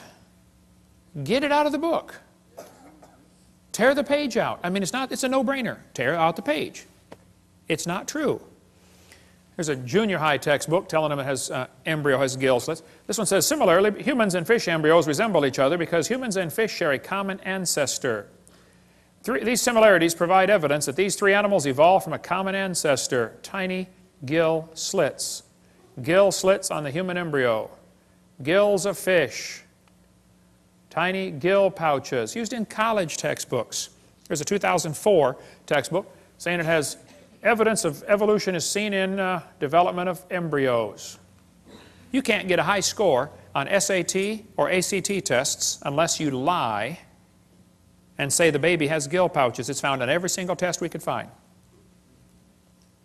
If you don't believe in evolution, you won't score high to get into college, or at least give the evolution answer. Why would they keep this in the textbooks 130 years after it is proven wrong? There's only one answer I can come up with. I'll tell you in a minute. This one shows a 5 to 6 week embryo, and it says by 7 months the fetus looks from the outside like a tiny normal baby, but it's not. It's not a baby at 7 months. Hello, that's a lie. It's a human at conception. 34% of babies born at 5.5 months will survive. One lady had surgery on her baby before it was born. Cut the mother open, cut the uterus open, and the baby's holding the doctor's finger at 5 months along. Let's see, the angel of the Lord said, behold, thou art with fetus. No, I believe he said you're with child, didn't he? Yeah, it's a child before it's born. Yeah. Scott Peterson is accused of murdering his wife and unborn child. Now, Paul Azan, you hypocrite. Don't you think it's okay to have an abortion, and yet you call it an unborn child? Scott Peterson is found guilty of murdering his wife and son. That's because in California you have to have a double homicide to get the death penalty. So they want it to be a son or a child, but the rest of the time if you want to have an abortion it's okay. Now it's not a child, it's just a fetus. Well, let's get consistent here, folks, okay? Which is it, right? More about embryology on this one, but why do they keep this in the textbooks? It's very simple. That's the only way to justify abortion. They want you to think it's not human yet. Somebody wants to reduce the population of this planet. And abortion has already done 20% of the entire world's population has been killed by abortion. 1 billion people. Let's see, Hitler killed 6 million, Stalin about 100 million, abortions 1,000 million. That's going to work. We'll cover more on that on video 5. Anna Rosa had her arm chopped off in a botched abortion. She was born anyway. They thought they killed her. Everybody says, oh, that's terrible. What if they would have cut her head off instead? We never would have heard about Anna Rosa. Now, I live in Pensacola. You might have heard of my town. We've had 2 doctors that were doing abortions shot and killed. Several clinics have been blown up or burned down. I did not shoot any doctors, and I did not blow up any clinics, okay? And I don't think Jesus would do it that way. He grew up under Roman control. He didn't go around blowing up tanks and burning down bridges, okay? Well, when the first doctor got shot, I was preaching in Fort Lauderdale. The next day I flew home, and right in front of me on the airplane were 2 women from NOW, the National Organization for Wild Women. And they were flying up to Pensacola, going to have a big rally and march around town, you know. As we got off the airplane, and I noticed on their shirt it had in huge block letters, choice above all. So, being my mild-mannered self, I said, excuse me, ma'am, what does this mean, choice above all? She said, a woman ought to have a right to choose. I said, choose what? She said, choose to have an abortion. It's her body. I said, well, yes, ma'am. If she wants to abort her body, I suppose that's fine. But it looks to me like she wants to abort somebody else's body. When you consider half of them are male, think about it. It's not her body. I said, by the way, ma'am, I'm kind of curious about this. I have 3 kids. I delivered one of my kids at home. I used to raise hamsters. I taught biology and anatomy. I'm kind of familiar with this process. I said, why does the woman's right to choice stop at birth? Why don't we let the mother choose to kill it after it's born? Be a lot safer and simpler. Hey, why don't we extend abortion rights up until the kid's 2 years old? I know a lot of mothers with a 2-year-old that have thought about it a time or two. I won't ask you to raise your hand, but I know you're out there. I got it. Let's extend abortion rights up until the kid is 18. I bet they'd behave a lot better. Son, one more time and I'm going to abort you. Hey, teacher, where's Johnny today? Oh, he didn't do his homework yesterday, so his mommy aborted him. Hey, grades would skyrocket, wouldn't they? By the way, Peter Singer is pushing for abortion after the baby's born. He's trying to get legislation passed so you can kill the baby up to 28 days after it's born and still call it an abortion. Have you ever noticed the news media calls them pro-choice and they call guys like me anti-abortion? I'm not. They do that anti-abortion because it's a negative sounding term. Pro-choice is such a positive sounding term. How about let's call me pro-life and call them pro-death? And we both get a positive sounding term. That's why I refuse to take the paper. I just can't stand their liberal slant on everything. We get a call once in a while. Hey, you want to take the Pensacola News Journal? I say, no, ma'am, we don't have a parakeet. That's what I tell them. See, the media will ignore the wishes of the majority and they're going to push their liberal agenda. We'll cover more on that on part 5. Well, remember when the kids got shot in Colorado? Right away they jumped on the gun control issue. You know, if kids keep getting shot in our schools, maybe it's time to consider some other issues like should we have public schools? Or maybe should we teach them evolution? That's what did the Columbine shooting. Those kids were real strong believers in evolution. They made a videotape before the shooting. One of the boys said, he doesn't deserve the jaw evolution gave him. Look for his jaw, it won't be on his body. They were strong believers in evolution. They did the shooting on Hitler's birthday on purpose. They shot Isaiah Shoals just because he was black. Eric's t-shirt said, natural selection. And then Rosie O'Donnell said, see, we need more gun control. Rosie, Rosie, Rosie. Blaming guns for Columbine is like blaming spoons for Rosie O'Donnell being fat. It's not the spoon's fault. It's not the gun's fault, okay? Maybe certain criminals ought to be publicly executed. Maybe that's time to think that one through one more time. Maybe all law-abiding citizens should be required to carry guns to protect themselves. Suppose every teacher in the public school was required to be armed. Just suppose. How far down the hallway would those kids have gotten? Somebody sent me this button, proudly unarmed. Would you wear this? What does this say to a criminal? Rob me.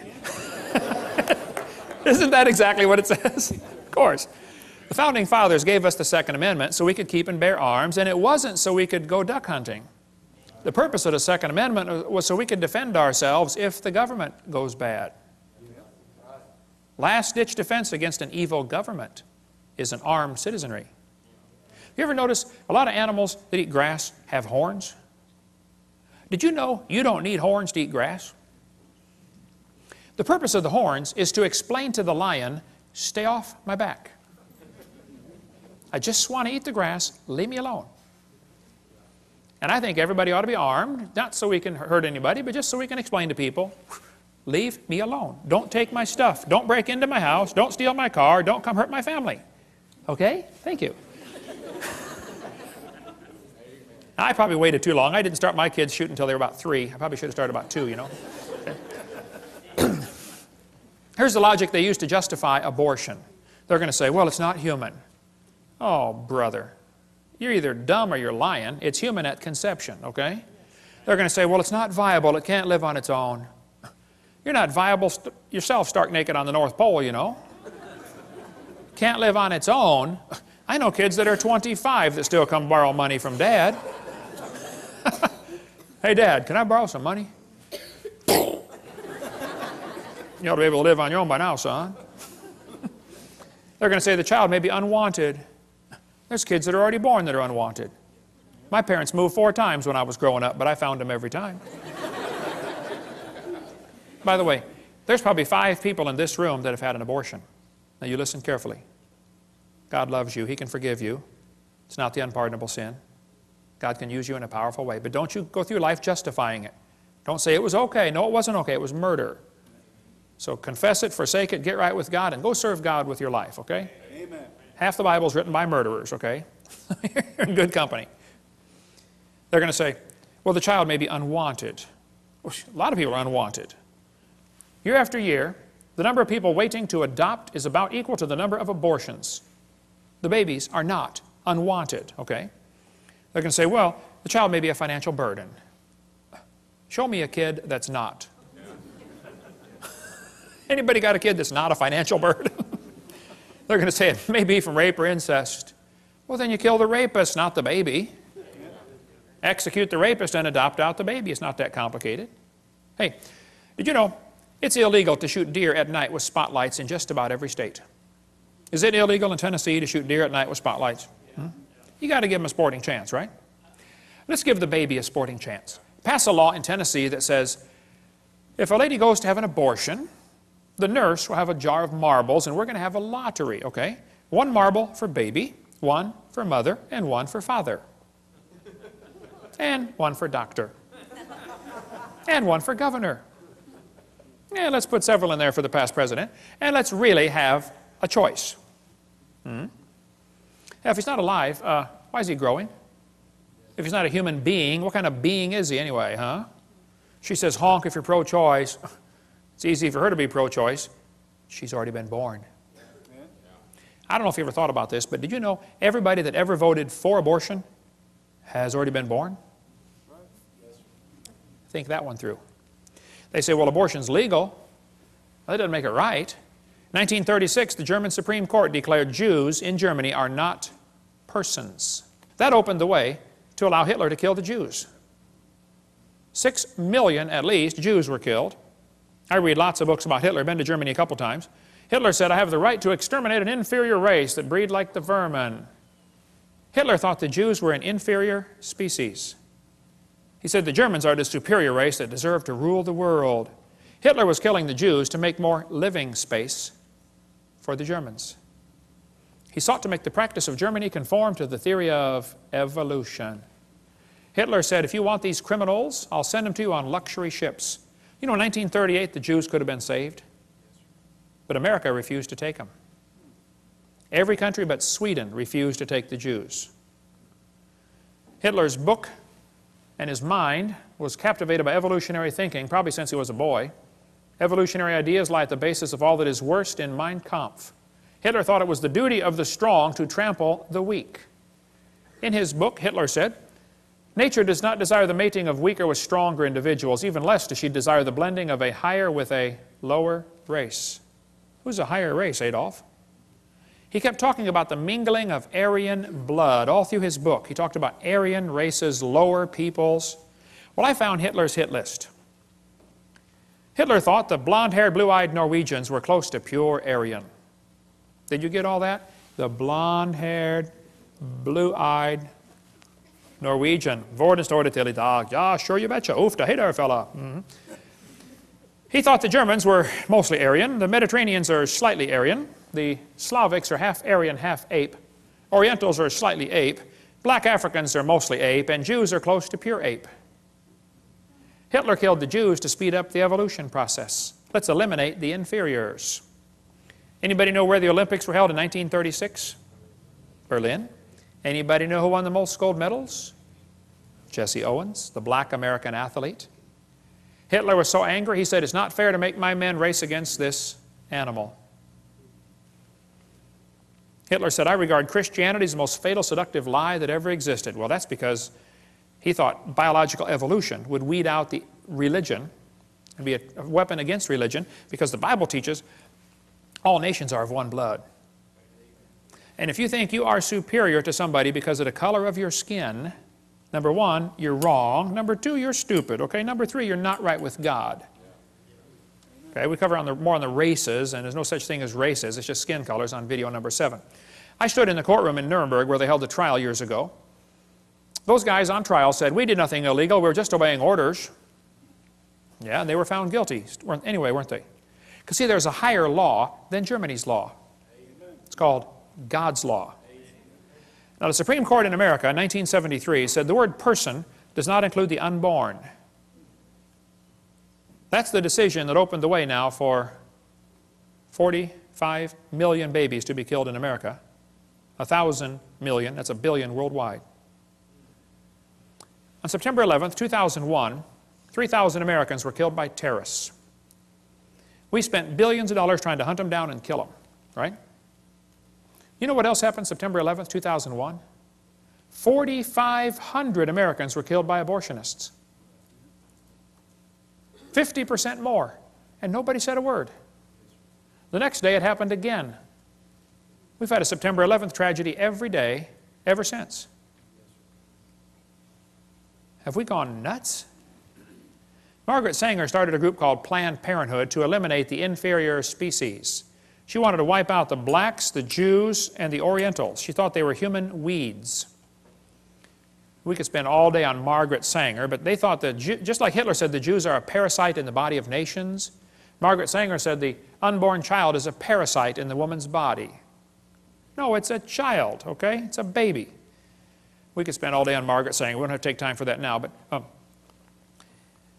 this is a Planned Parenthood document from 1952. They said, your question's answered about birth control. What is birth control? Is it an abortion? They said, oh, definitely not. An abortion requires an operation. It kills the life of a baby after it has begun. Well, you bunch of hypocrites at Planned Parenthood. Now they're the biggest funder of abortions in the country. These 6 things doth the Lord hate. Hands that shed innocent blood. God hates this. Cursed be he that taketh reward to slay an innocent person. And all the people shall say, Amen. Amen. Your textbooks are going to tell you, kids, that you have an appendix that is vestigial. You don't need it anymore. That's a lie. You need your appendix. The appendix is part of your immune system. Here's an article on the web from University of Chicago. Ask a scientist.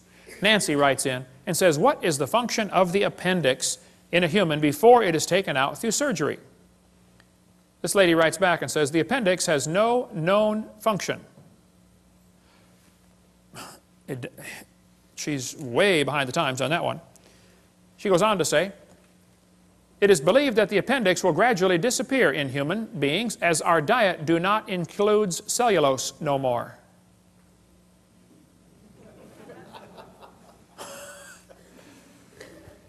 Our diet do not include cellulose no more. University of Chicago. Wow. Good place to get an education.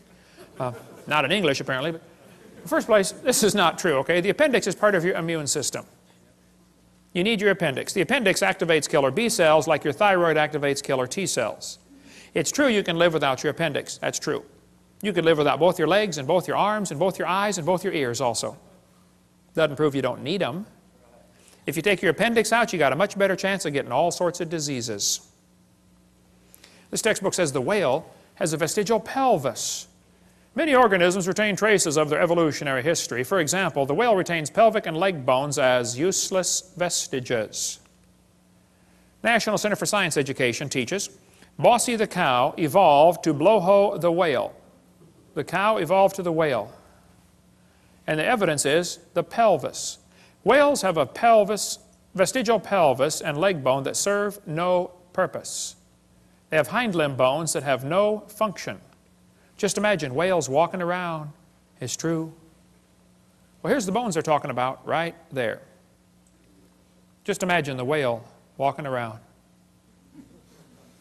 I have tried and tried to imagine, and I just can't do it. Almost every type of whale has these bones right there in the abdomen. They are not attached to the spine. That's correct.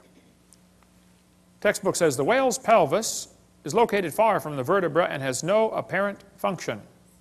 The whale's pelvis is evidence of its evolution from four-legged, land-dwelling mammals. This is a lie. Those little bones are anchor points that special muscles attach to that allow the whales to reproduce. Whales are kind of big, you know. And without those special muscles and those special bones, they can't get more baby whales. So either these guys are ignorant about their whale anatomy, or they're lying to your kids trying to spread their theory. But it's not true that those are vestigial, okay? There are no vestigial organs, and if there were, think about it, that would be the opposite of evolution. That's losing, not gaining. How's that going to help? You lose everything until you have it all? We could spend 2 days on whale evolution. Every one of them, Ambulocetus and Pakicetus, have all been proven baloney. They can't be intermediate species, okay? The authors were certain the feet were enormous, even though nothing was found. Basilosaurus could not possibly have been ancestral to any of the modern whales. Pakicetus was made from one small piece of jaw, a small piece of skull, a small piece of jaw, and a few teeth. You find a little bit of jaw, a little bit of skull, a couple of teeth, and you know that it's half whale, half something on land? That's kind of a stretch, don't you think? We'll cover more on that later, but there's all kinds of stuff on our website about this. I've got in my museum a 15.5-foot python snake skin. If you look at the south end of that snake skin, it's got a couple claws attached to a little 2-inch bone going up inside the snake's body. We've got them in our museum, okay? Textbook says, see, boys and girls, this is a vestigial structure. The boa and the python have these little tiny claws. Do whales or snakes have back legs? You can see that they don't. Yet, both animals have vestigial hip bones and leg bones where legs may once have existed. This is a lie. This textbook says they have reduced hind legs, rudimentary hind legs of a python snake. You've got to be kidding. Those little claws are used in mating, okay? The snake doesn't have any arms, and you can't talk and say, scoot over, honey, okay? This has nothing whatsoever to do with walking on land. It has to do with getting baby snakes. So once again, somebody's real dumb about their snake anatomy, or they're lying to your kids trying to spread their theory. This textbook shows the coccyx, the human tailbone, and Discover magazine, and it says, that's all that's left of the tail that most mammals still use. Humans have a tailbone that is of no apparent use. I was in a debate in Huntsville, Alabama, against the president of the North Alabama Atheist Association. He got up in front of God and everybody and said, folks, I've got proof for evolution. Humans have a tailbone they no longer need. I said, Mr. Patterson, I taught biology and anatomy. I happen to know there are 9 little muscles that attach to the tailbone, without which you cannot perform some valuable functions.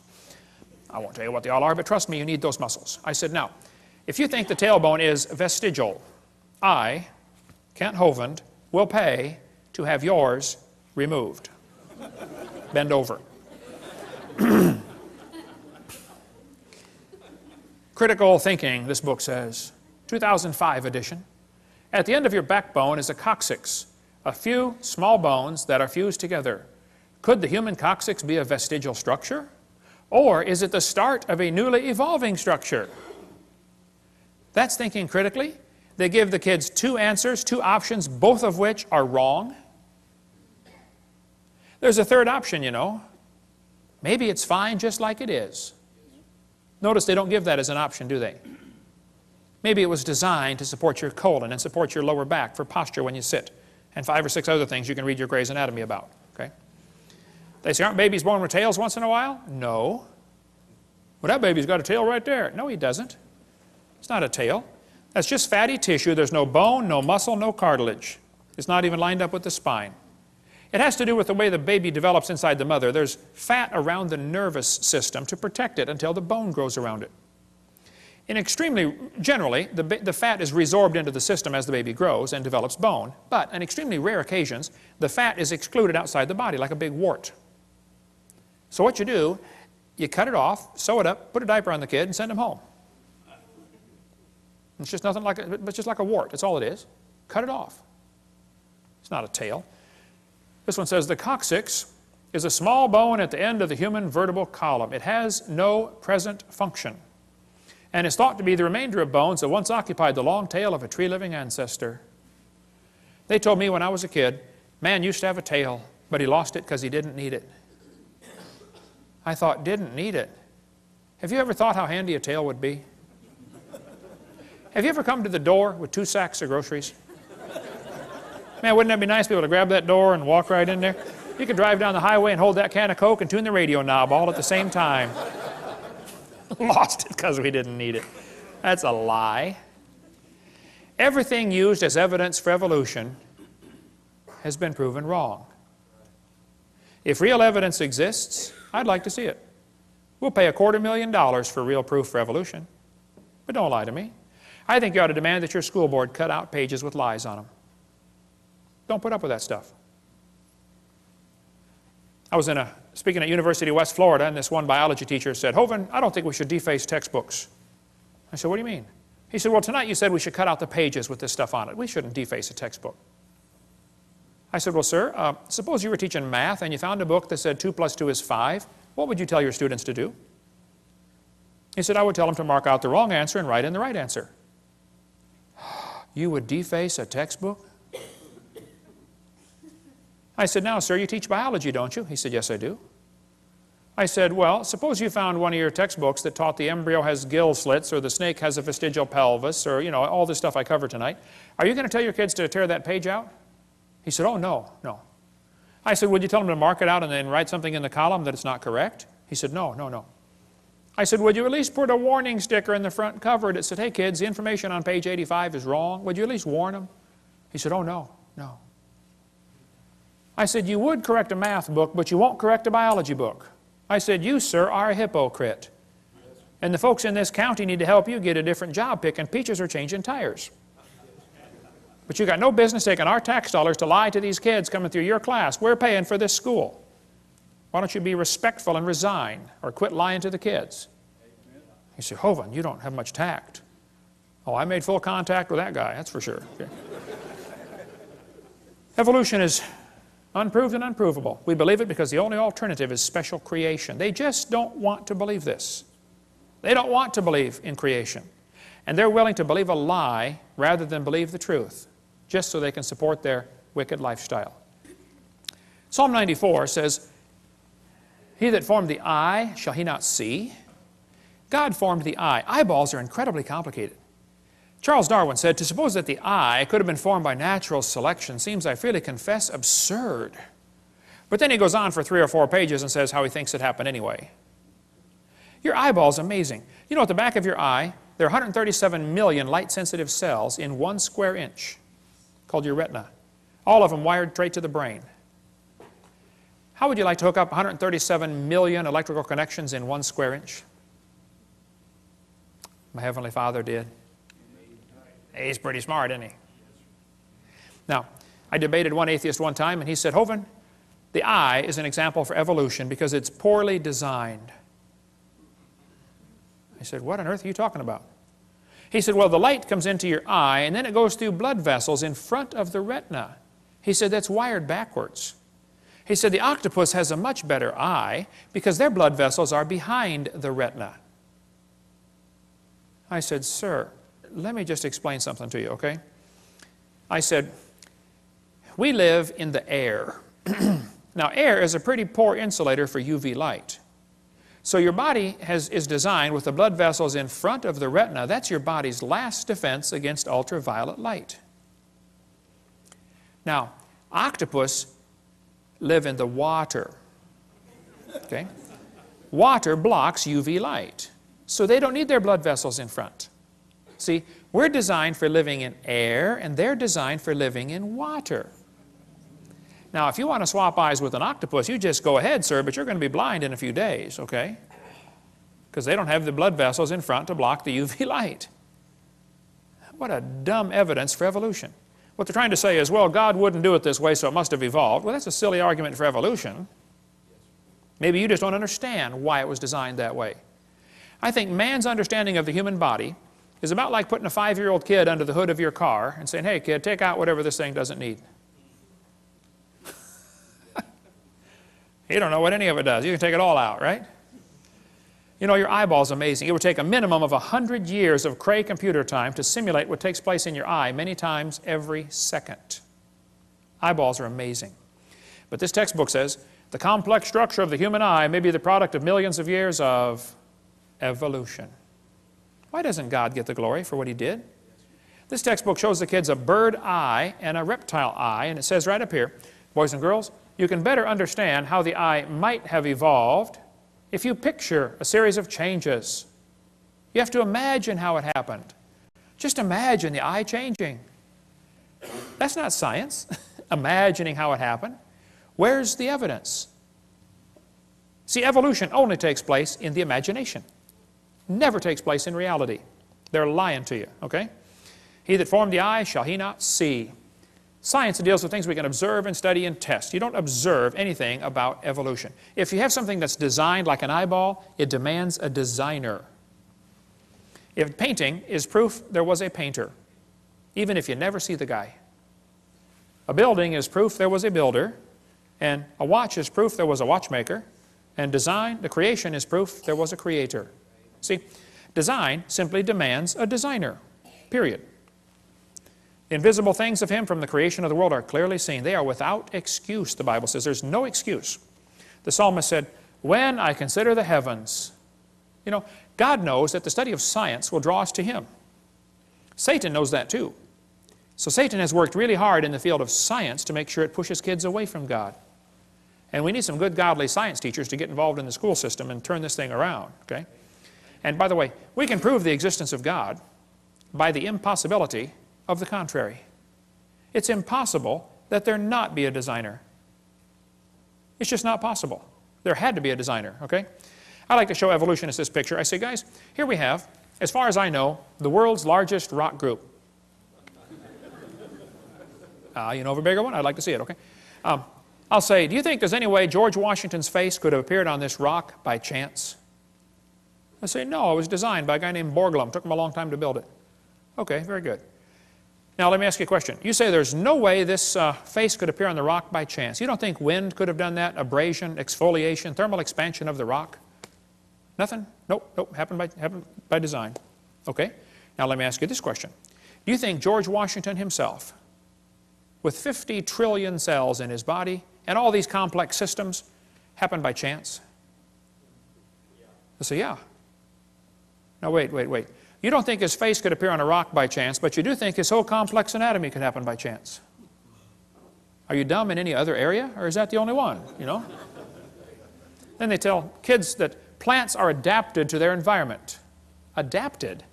Yes, boys and girls, gills are an adaptation to living in water.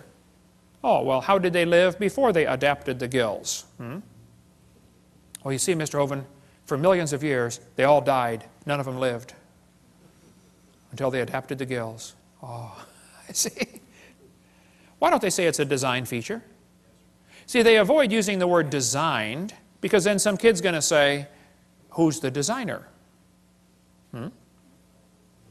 Adaptations for living on land. Legs. Oh yes, boys and girls. Legs support the body's weight as well as allow movement from place to place. Well, that's true. It doesn't prove they adapted by themselves, though. Lungs. Oh boy, the delicate structure of a fish's gills depends on water for support. On land, lungs carry out gas exchange. That's true. That's not proof one changed to the other, though. They just make this mental, imaginary connection in the kids' minds. I've got a Casio Databank stopwatch, watch, okay? Holds 300 phone numbers. It's a calculator, stopwatch, an alarm clock, and a countdown timer. It does not tell time. I have to look at it. But it's a pretty amazing machine. $70 at Walmart. I was in Japan a couple years ago, but I did not see the guy who makes the Casio Databank watch. I never saw him. Do I have to see the guy who made it to believe he exists? Is it logical for me to stand here in Tennessee and say, I believe there's a watch designer in Japan that made this thing? Is that logical? Even if I never see him? Sure. Would it be illogical for me to say, I've never seen him, so I don't believe he exists? That would be totally dumb, wouldn't it? And you don't have to see the Creator to believe he exists, okay? Evolutionists argue against design using arguments they designed. Think about that one. Here's a great book talking about the complexity of living things at a micro scale. We sell the book at our website. Michael Behe wrote this on Darwin's Black Box. He spends a whole chapter describing the hair on a bacteria. That hair is so complicated, it's attached to a little tiny motor. The motor is so tiny that 8 million of them would fit in the cross-section of a human hair, but the motor turns 100,000 RPM. Let's see you build a motor like that. Pretty amazing. And as things get smaller, the world they live in feels more sticky to them. The viscosity of the fluid seems greater. So a bacteria swimming through water is about like a person swimming through peanut butter. And that little motor is so powerful and turns so fast, that bacteria can swim about like a person going 60 miles an hour through peanut butter. We've got a little model of it in our museum if you want to come down and see how they work. And the textbook says, humans probably evolved from bacteria more than 4 billion years ago. What? They can swim through peanut butter 60 miles an hour. We should sign them up for the Olympics, man. We evolved from them. We're getting worse, not better. It's a lie. Nothing this small and complex could have happened by chance. This is a great book that we sell in our bookstore. Just simple illustrations. Could a box evolve? Could an ink pen evolve? Could a paperclip evolve? It just goes through a bunch of simple things and show it just can't happen, okay? Then they talk about the origin of life. Yes, boys and girls, how living things started from non-living matter. This is pure baloney, how they teach this in the books. We're going to cover that after a quick break. Cover a few more lies in the textbooks and then tell you what you can do about it. Some practical steps to fix the problem right after the break. In the last 2 sessions, we covered 15 lies found in the typical textbook. I taught high school science for 15 years, and I'm not against science, I'm not against schools, I'm not against teachers, but I'm against lies. Just don't lie to the kids, okay? The Bible says in the book of Proverbs, "Cease, my son, to hear the instruction that causeth thee to err from the words of knowledge." Don't listen to things that are simply not true, okay? Get the lies out of the books. The Bible says God created all things, and it says, "Heaven is my throne and earth is my footstool. Hath not my hand made all these things?" God made everything. And the Bible says God formed the entire world. The Bible says God created great whales and every living thing. Now, the textbooks in school are going to teach your kids that every living thing happened by itself. They're not going to teach them God created every living thing, that's for sure. Here's a textbook that says, "The history of life on earth began about 3.5 billion years ago. How this occurred has been and will continue to be a topic for inquiry." Let me give you the Hovind translation of what they just said. What they just said is, it's okay to inquire how it evolved. It is not okay to inquire if it evolved. Hey kids, you're allowed to research, how did evolution happen? And if some kid says, well, maybe it didn't happen at all. Oh, shut up, kid, you're out of my class, okay? The only way you can research is, how did it happen? You cannot even ask the question, did it happen? That's not education. That's indoctrination. Okay? I'm sick and tired of paying for that stuff. Now, nobody knows how a mixture of lifeless chemicals spontaneously organize themselves into the first living cell. Paul Davies said, nobody has a clue how life got started from non-living material by itself. There is not even a good theory how it can happen, but the textbooks are going to teach your kids it just happened, okay? They just tell them, hey, it happened. And you can't even consider the option that maybe God made it. Here's what happened. Back in the 50s, 2 guys, Miller and Urey, decided to figure out how life evolved. So they took a mixture of chemicals and ran it through these tubes and tried to create life in the laboratory. The experiment's been duplicated many, many times. Always been a failure. And always created more problems for the evolutionist. This textbook says, although he never proved how life originated, he did add evidence to the theory that life could have started by itself. That is a lie. All they did was create problems for the idea that life could have started by itself. This one says, swirling in the waters of the oceans is a bubbling broth of complex chemicals. Progress from a complex chemical soup to a living organism is very slow. Oh, it sure is. It don't even happen. That's how slow it is. There are several different articles that say life came from clay. Yep, got some clay together and poof, came alive on the bottom of the ocean. They did not address the origin of life in Darwin's book, and it's never been figured out since how life could have started. What he did is he took these 4 chemicals and put them in these glass tubes, made them circulate around, and tried to create life in the laboratory. This textbook says, many important events occurred during the Archean era, the most important of which was the evolution of life. Progress from complex molecules to the simplest living organism was a very long process. I guess so. If you give it billions of years, somehow it looks more reasonable, This one says, the first living cells emerged between 4 billion and 3.8 billion years ago. There is no record of the event. But you better believe it, and you're going to be tested on it. The first self-replicating systems must have emerged in this organic soup. So great-great-great-great-grandpa was soup. This is one of the lies in the textbooks you kids have to face. Nobody has a clue how life could have gotten started by non-living chemicals. Even Haeckel confessed, he's the guy we talked about in the last session, that made up the idea that the embryo has gill slits, you know, so they could justify abortion. Haeckel said, he claimed that spontaneous generation must be true, not because it had been proven in the laboratory, but because otherwise it would be necessary to believe in a creator. Well, Ernst, I'm sorry, bud, that's just the way it goes. Okay, there's a creator, whether you like it or not, okay? So have they really produced life in the laboratory? Oh, they haven't even come close. Here's what they did. They took 4 gases. They took methane, ammonia, water vapor, and hydrogen, ran them through these tubes, ran it through a spark chamber supposed to simulate lightning.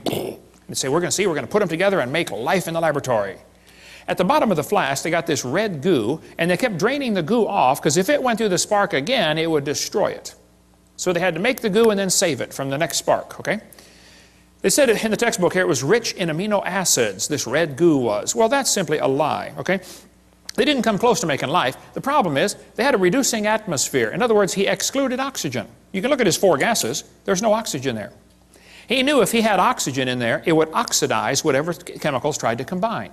You know, you cut a banana open and lay it on the table, it turns brown, it oxidizes. You don't paint your car, and it oxidizes, it rusts. Well, living cells will oxidize quickly in the presence of oxygen. So he didn't put any oxygen in there. That creates a serious problem, because if you have oxygen, you cannot get life to come from non-living chemicals. The problem is ozone is made from oxygen, and ozone blocks UV light, and UV light destroys ammonia, and ammonia is one of the 4 gases he's got. So you cannot get life to evolve with oxygen, and you cannot get life to evolve without oxygen. Because if you don't have oxygen, you don't have ozone, and now your ammonia gets destroyed. It's just not going to work either way. And the Earth has always had oxygen, even more than today. This guy said, what evidence is there for a primitive methane, ammonia atmosphere on Earth? The answer is there is no evidence for it, but much against it. We find in general no evidence in the sedimentary distribution of carbon, sulfur, uranium, etc., that an oxygen-free atmosphere ever existed on the Earth. If somebody tells you the early Earth had a reducing atmosphere, you tell them Kent Hovind said they're confused or they're deliberately lying, because it's not true. The Earth has always had oxygen. This article said, it's suggested from the earliest dated rocks at 3.7 billion years ago, Earth had an oxygenic atmosphere. They've always known the Earth had oxygen, even more than we have today. We covered that on Seminar Part 2, how the early Earth probably had even more oxygen, made them live longer. This textbook says, there was no oxygen on the Earth, which is a lie, and then it says the rocks absorbed it. Hello? How can they absorb it if it wasn't there? Well, think about it. Second problem they had with the Miller experiment, they filtered out the product. That is not realistic for nature, okay? They saved the goo from getting sparked the second time because it would have destroyed it. What he actually made in this experiment was 85% tar, 13% carboxylic acid. Now, both of those are poisonous to life. If you make a mixture that's 98% poisonous to the other 2%, I don't think it's logical to say you've succeeded in creating anything that's going to help make life, okay? The problems are he made mostly only 2 amino acids. There are 20 different ones required to make life. 20 different amino acids. Now, these amino acids are kind of like letters of the alphabet, okay? You have to have 26 letters in the English alphabet to make all the words that we have. Well, you have to have 20 different amino acids to make all the proteins that your body has. With those 20 different amino acids, your body can build a bazillion different kinds of proteins. Kind of like you can make a lot of different words with the same 26 letters, okay? What he actually made was a couple of letters, like 2 of the letters of the alphabet, by combining these gases. This creates a real problem since half of them were left-handed and half of them were right-handed. What he actually made was amino acids, only 2 of them, and half of them were backwards. I mean, if I drop letters of the alphabet, there's a 50-50 chance some of them are going to land upside down. They don't do any good. You have to have them all facing the right way. The smallest proteins we know of have about 70 to 100 amino acids, all of them facing the right way. This greatly compounds the problem, okay? DNA and RNA are all right-handed, all other proteins are left-handed. It's a very puzzling fact. All proteins that have been investigated from animals, plants, and higher organisms, and from simple organisms, bacteria, molds, even viruses, are made of left-handed amino acids. They're all that way. So he's really got a problem since half of his letters were backwards. And there are hundreds of amino acids required to combine in just the right way to make a protein, and they unbond in water faster than they bond. And they claim this all happened in the oceans. Well, the oceans are completely full of water, all the way to the bottom. And Brownian motion is going to drive them apart. It's not going to put them together. One of the lies in the textbooks is that they made life in the laboratory. They have all they've done. Every experiment has made the problem worse for the evolutionist, okay? These spontaneous generations do not occur spontaneously in water. Life is not going to get started in this way. There's a whole lot more in the book, Icons of Evolution, if you want a lot more on the subject to go down deep. But they got this weird idea in their head that all they have to do is get all the right chemicals together and then add energy, and it'll make life. Okay, well, let's do an experiment. Let's put a frog in a blender and turn it on. In a matter of moments, you will have frog nog. And you will have all of the chemicals required to make a frog in one blender, right? Then we're going to add energy. You can turn it on puree for 30 minutes. You can nuke it, microwave it, zap it with jumper cables. I don't care what you do. Drop a hand grenade in there. Add all the energy you want, okay? How long will it take to reassemble the frog? It'll never happen. See, just getting the chemicals together isn't the problem. You go to the mortuary, you got a dead body laying there, you got all the chemicals required for life right there in one spot. Bring it back to life. Life is something different. I don't think science has ever defined that clearly, but they talk about how we all came from this early life form. Once this first life form got started, this single cell, then it evolved into everything else. Like this textbook shows the kids that a bacteria slowly evolved to a human. These trees of life are absolute propaganda. There is no evidence for any of these, okay? Even Mary Leakey said, those trees of life with the branches of our ancestors, that's a lot of nonsense, okay? Stephen Gould said the evolutionary trees that adorn our textbooks are not the evidence of fossils, that's for sure. There is no evidence that any animal is related to any other kind of animal. But this textbook says, all the many forms of life on Earth today are descended from a common ancestor found in a population of primitive unicellular organisms. There's no such thing as a primitive unicellular organism. If it's alive, it's complicated. We'll cover more on that in a minute. And then it says, no traces of those events remain. What they do is they tell the kids, okay kids, the mammals, the birds, and the crocodiles have a common ancestor. They draw these trees in the books, and they look so pretty, and the kid goes, wow, they've got proof. I saw it in my book. No, they've got a picture in your book, okay? Everything inside that circle is pure religious speculation. They think it happened, they hope it happened, but there is zero evidence for anything inside that circle. It's one of the lies you're going to have to face in your textbook. The Bible says if you offend one of these little ones, you'd be better off with a millstone about your neck. Go swimming. These folks teaching evolution are in serious trouble when they stand before God. Then they tell them we come from a simple, primitive, unicellular organism. Look, just because it's smaller doesn't mean it's simpler. A paramecium is more complicated than a space shuttle, and you can put thousands of those into one drop of water. Smaller is not simpler. That's one of the lies in the textbooks. I'll show you. Here's a microchip inside a paperclip. Pretty small. Not simple. This microchip is being held in the mouth of an ant, and that little microchip can process every letter of the Bible 200 times per second. Smaller is not simpler. I'll show you. Let's compare the brain of a honeybee to NASA's Cray computer. At one time, the world's fastest computer, I think they got a faster one now. The brain of a honeybee is pretty small. The Cray computer is huge. We would all agree there's a size difference, right? Okay. Now, the Cray computer could do 6 billion calculations per second. It was estimated that the honeybee's brain is doing about 1 trillion calculations per second, 1,000 billion. So that little honeybee brain is about 133 times faster than a Cray computer. The Cray uses many megawatts. It's power hungry. The honeybee uses 10 microwatts. Did you know honeybees not only make honey, they fly on honey. That's their energy source. And a honeybee can fly 1,000,000 miles on 1 gallon of honey. How would you like a machine that gets 1,000,000 miles per gallon? Especially at today's price of gas, right? Fill up once and you're done for the rest of your life. The Cray cost $48 million. The honeybee's brain is pretty cheap. You splat them on your windshield all the time, right? Many people scramble when the Cray breaks down. Nobody heals the honeybee. A self-healing computer. Steve, you work on computers. How'd you like one of them? Something crashes, reconfigures itself, fixes it all up, no problem. Cray weighed 2,300 pounds. Honeybee's brain doesn't weigh too much.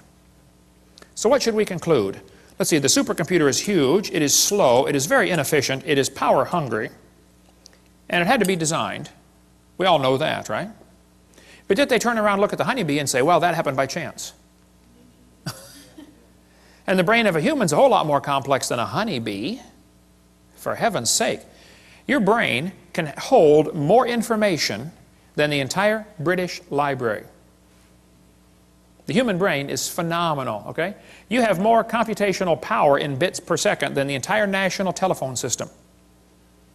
One brain surgeon estimated that there are more connections in just one person's brain, there are more connections than the entire electrical system of the United States. How many wires have been connected together in the United States, would you guess, inside every computer and inside every machine and inside every building? Like zillions of them. One brain has more than that. One professor told me that he believed in evolution, and I said, well, sir, do you believe your brain is nothing but 3 pounds of chemicals that got together by chance? He said, yeah. I said, then how can you trust your thoughts and the conclusions you come to? Maybe you got a chemical in there backwards. He did, by the way, several actually. But then they tell the kids, well, DNA is pretty tiny, but that proves evolution. That's what this textbook says. We have evidence of evolution from molecular biology. Darwin speculated all forms of life are related. This speculation has been verified. They are lying to your kids. Nothing about DNA has helped with the evolution theory at all. DNA, which stands for deoxyribonucleic acid, is the most complex molecule in the universe. Unbelievably complicated molecule. That little DNA molecule, average person has 50 trillion cells in their body with 46 of those little molecules in each cell. 46 chromosome strands in each cell of your body. If you extracted all of it, it would only fill about 2 tablespoons. But if you took those DNA strands and unwound them, stretched them out, tied them together, one person's DNA would reach from Earth to the moon and back over 500,000 times. Round trips to the moon. They say the DNA holds more information than all computer programs ever written by man combined. IBM models the newest computers after DNA. The quantity of information is so vast, we have to invent new numbers to measure it. Not terabytes, petabytes, or exabytes, yottabytes, and zettabytes. All the words uttered by everyone who ever lived would amount to 5 exabytes. And your DNA and your chromosome holds more information than that? It is so unbelievably complex. If you typed out the code found in your DNA, when you got done typing, you'd have enough books to fill Grand Canyon 78 times. That's the instructions to make you. I'd say you're pretty special. Quite a list of instructions to make you. David said, I will praise thee, for I'm fearfully and wonderfully made. And he didn't have a microscope, and he could figure that out. Yeah. You know, from conception to birth, the baby adds 15,000 cells per minute to its body. Each one is more complicated than a space shuttle. How would you like to be in charge of the supply end of supplying a factory that is producing 15,000 space shuttles a minute? And it's your job to make sure they have all the nuts and bolts and screws and everything they need to put that thing together. Some of you women are saying, boy, I did it, and that's hard too. Sometimes they want pickles in the middle of the night, you know. What are you building down there anyway, you know? The probability of one DNA happening by chance has been calculated to be 1 in 10 to the 119,000th power. That's a big number when you figure the entire visible universe is about 10 to the 28th inches in diameter.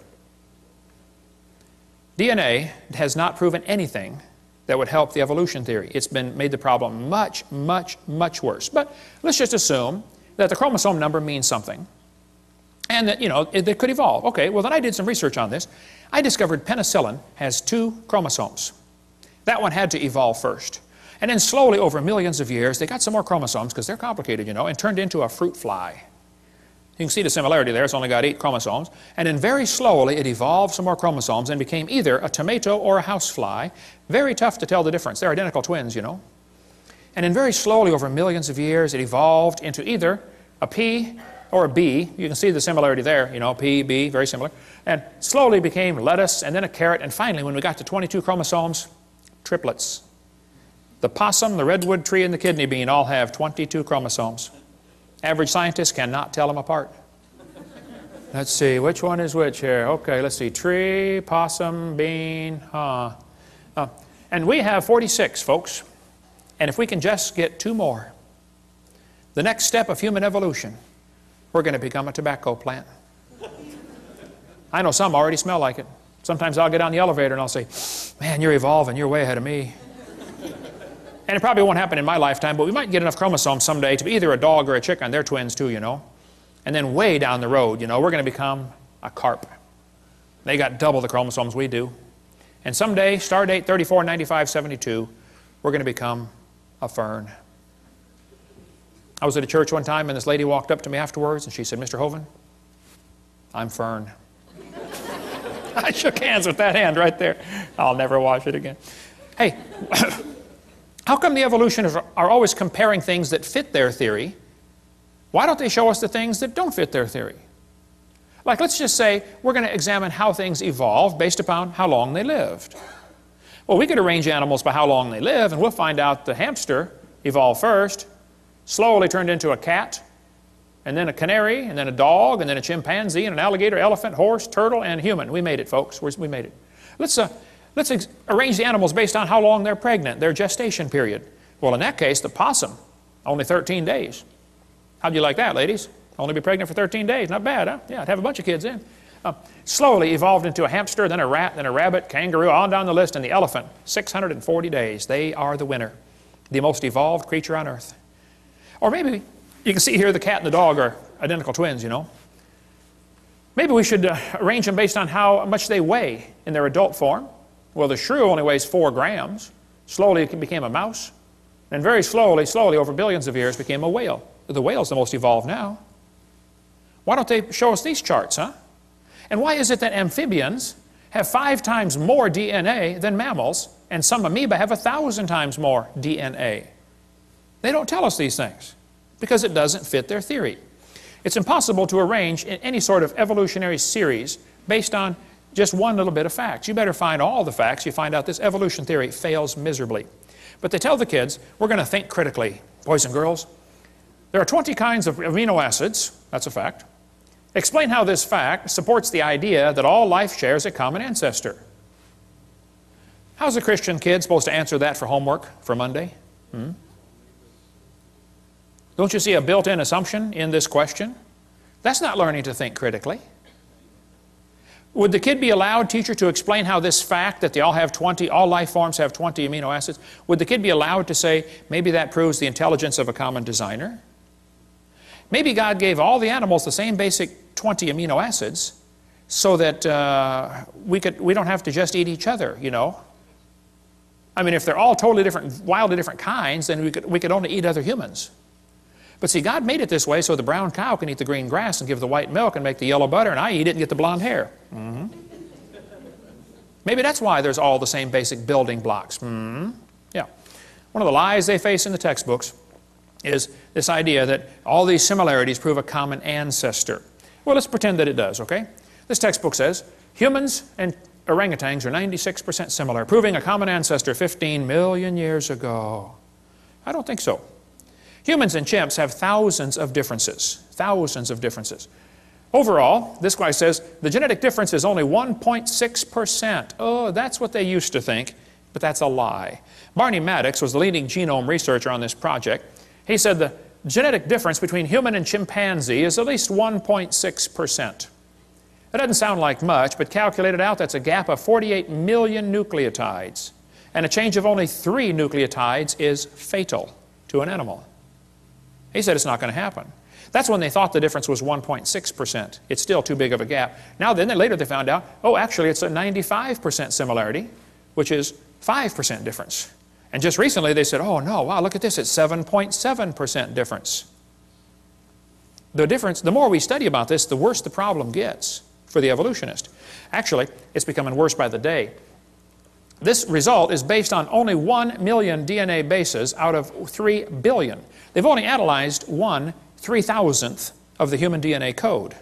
Very small percent has actually been analyzed. French and American scientists have mapped chromosome 14, the longest sequence to date. and the site of more than 60 disease genes. The feat enlisted nearly 100 researchers and marks the 4th of the 24 human chromosomes mapped so far. If somebody tells you they have mapped the entire human genome, you tell them Kent Hovind said they're mistaken or they're lying. Okay, they've only mapped a small percentage. Okay, then it says the French National Sequencing Center said the chromosome is comprised of more than 87 million pairs of DNA, all of which have been sequenced, so the chromosome's map includes no gaps. This is the longest piece of contiguous DNA sequenced. 87 million pairs, a fraction of the total 3 billion pairs found in the human genome. They still don't know how much there's in there, and it's already 7.7% difference. This researcher said, human genome is littered with up to 20,000 pseudogenes. That proves evolution. I get this in debates all the time. They'll say, what about the pseudogenes? I said, there's no such thing. They said, well, yeah, there are thousands of pseudo, which means a false gene. It doesn't do anything. Oh, no.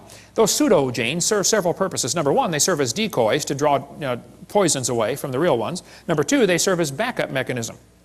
It's like your computer has an automatic backup. You know, a piece of the memory gets destroyed, another one of those pseudogenes jumps right in, takes over. No, there's not. They took out some of the pseudogenes to see what would happen. They said, well, the mouse doesn't need these things. Let's take them out. And there's how they turned out. They were deformed terribly. No such thing as a pseudogene. The pseudogene may function as a decoy to lure away destructive enzymes. Discover magazine of '03. We could spend all day on DNA sequencing, but you know, it could be. We have similar DNA to other animals because we have the same designer. You know, similar bridges would have similar blueprints, wouldn't they? Similar cars would have similar instructions on how to build them, how to make them. Man has a pretty good understanding of how cars work. My daddy started us boys off working on cars when we were, 7 years old. I've had 128 cars, I believe. I've rebuilt the motors, the transmissions, the wobbleator shafts, the differentials, the high-speed Canuten valves, and the muffler bearings. I have a pretty good understanding of how cars work. But understanding the operation of a car does not explain the origin of the car. Big difference. See? Let's suppose your son turns 16. All of my kids did a few years ago. Your son comes up and says, hey, Dad, I got my license. Let me see that thing, son. Let me see your license. Come on. Wow, son, that's a lousy picture. It is a good likeness, though. He says, hey, Dad, can I drive the car? Well, son, your mom and I knew this day was coming. The car is a very complicated machine. Did you know there are 3,000 bolts required to hold a car together, and one nut can scatter it all over the highway? We don't think you're ready for the whole car, son. We're going to let you slowly evolve into the car. This year, we're going to give you 10%. Next year, maybe just a little more. Hey, what good is 10% of a car? That's what you put in a junkyard. How many things have to be right on a car to make it work? Like thousands of things? How many things would have to be wrong to make it stop working? Any one of the many thousands of things. Like not having the keys, not having any gas in it, Take the distributor cap off and run a pencil around the inside and put it back on. Boy, they'll never find that one. Take the spark plug wire off, put a doorbell wire in there, shove it back down, feed the doorbell wire through the firewall, and weave it through the fabric of the front seat. Do that when they're going on their honeymoon, get in the car. Wow, let's go, honey. Bam! Ooh. Ooh, what was that? Okay. There's 1,000 things that make your car quit running. Probably 10,000 ways to stop a car from running. Shove a potato in the exhaust pipe, watch what happens. I don't want to give you any more ideas, okay? But there are thousands of differences between humans and chimpanzees. But if you think a percentage of similarity proves a relationship, let me show you the research I've been doing. I discovered clouds are 100% water.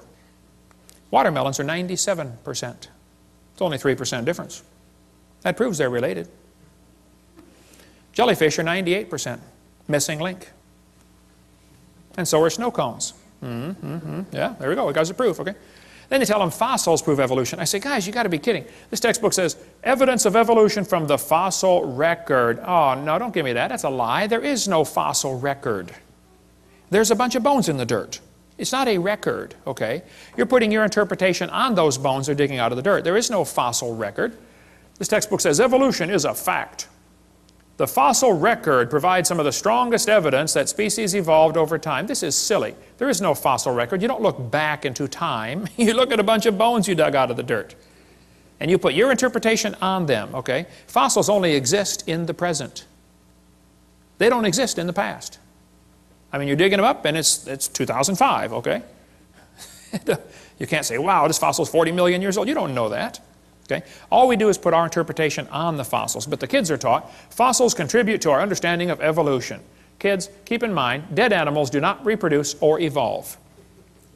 Darwin said, if my theory is true, numberless intermediate species ought to have be found in the fossil record.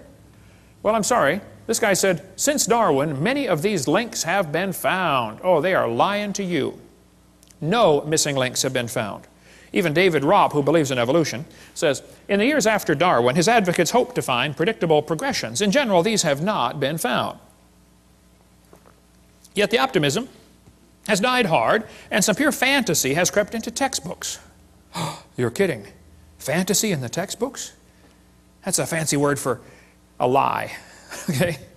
And we could spend 2 days on the fossil record. There's no fossil record, and there are gaps all over the place. Every place where there ought to be something, they find nothing. No evidence for how the whale evolved, or how the birds evolved, or how the flowering plants evolved. No evidence whatsoever. If you find a fossil in the dirt, all you know is it died. You couldn't prove it had any kids, and you sure couldn't prove it had different kids. And why would you think a bone in the dirt can do something animals today cannot do? Which is produce something other than their kind. Luther Sunderland wrote to major evolutionists all over and said, hey, where's the evidence for evolution? They wrote back and said, we don't have it, somebody else has it.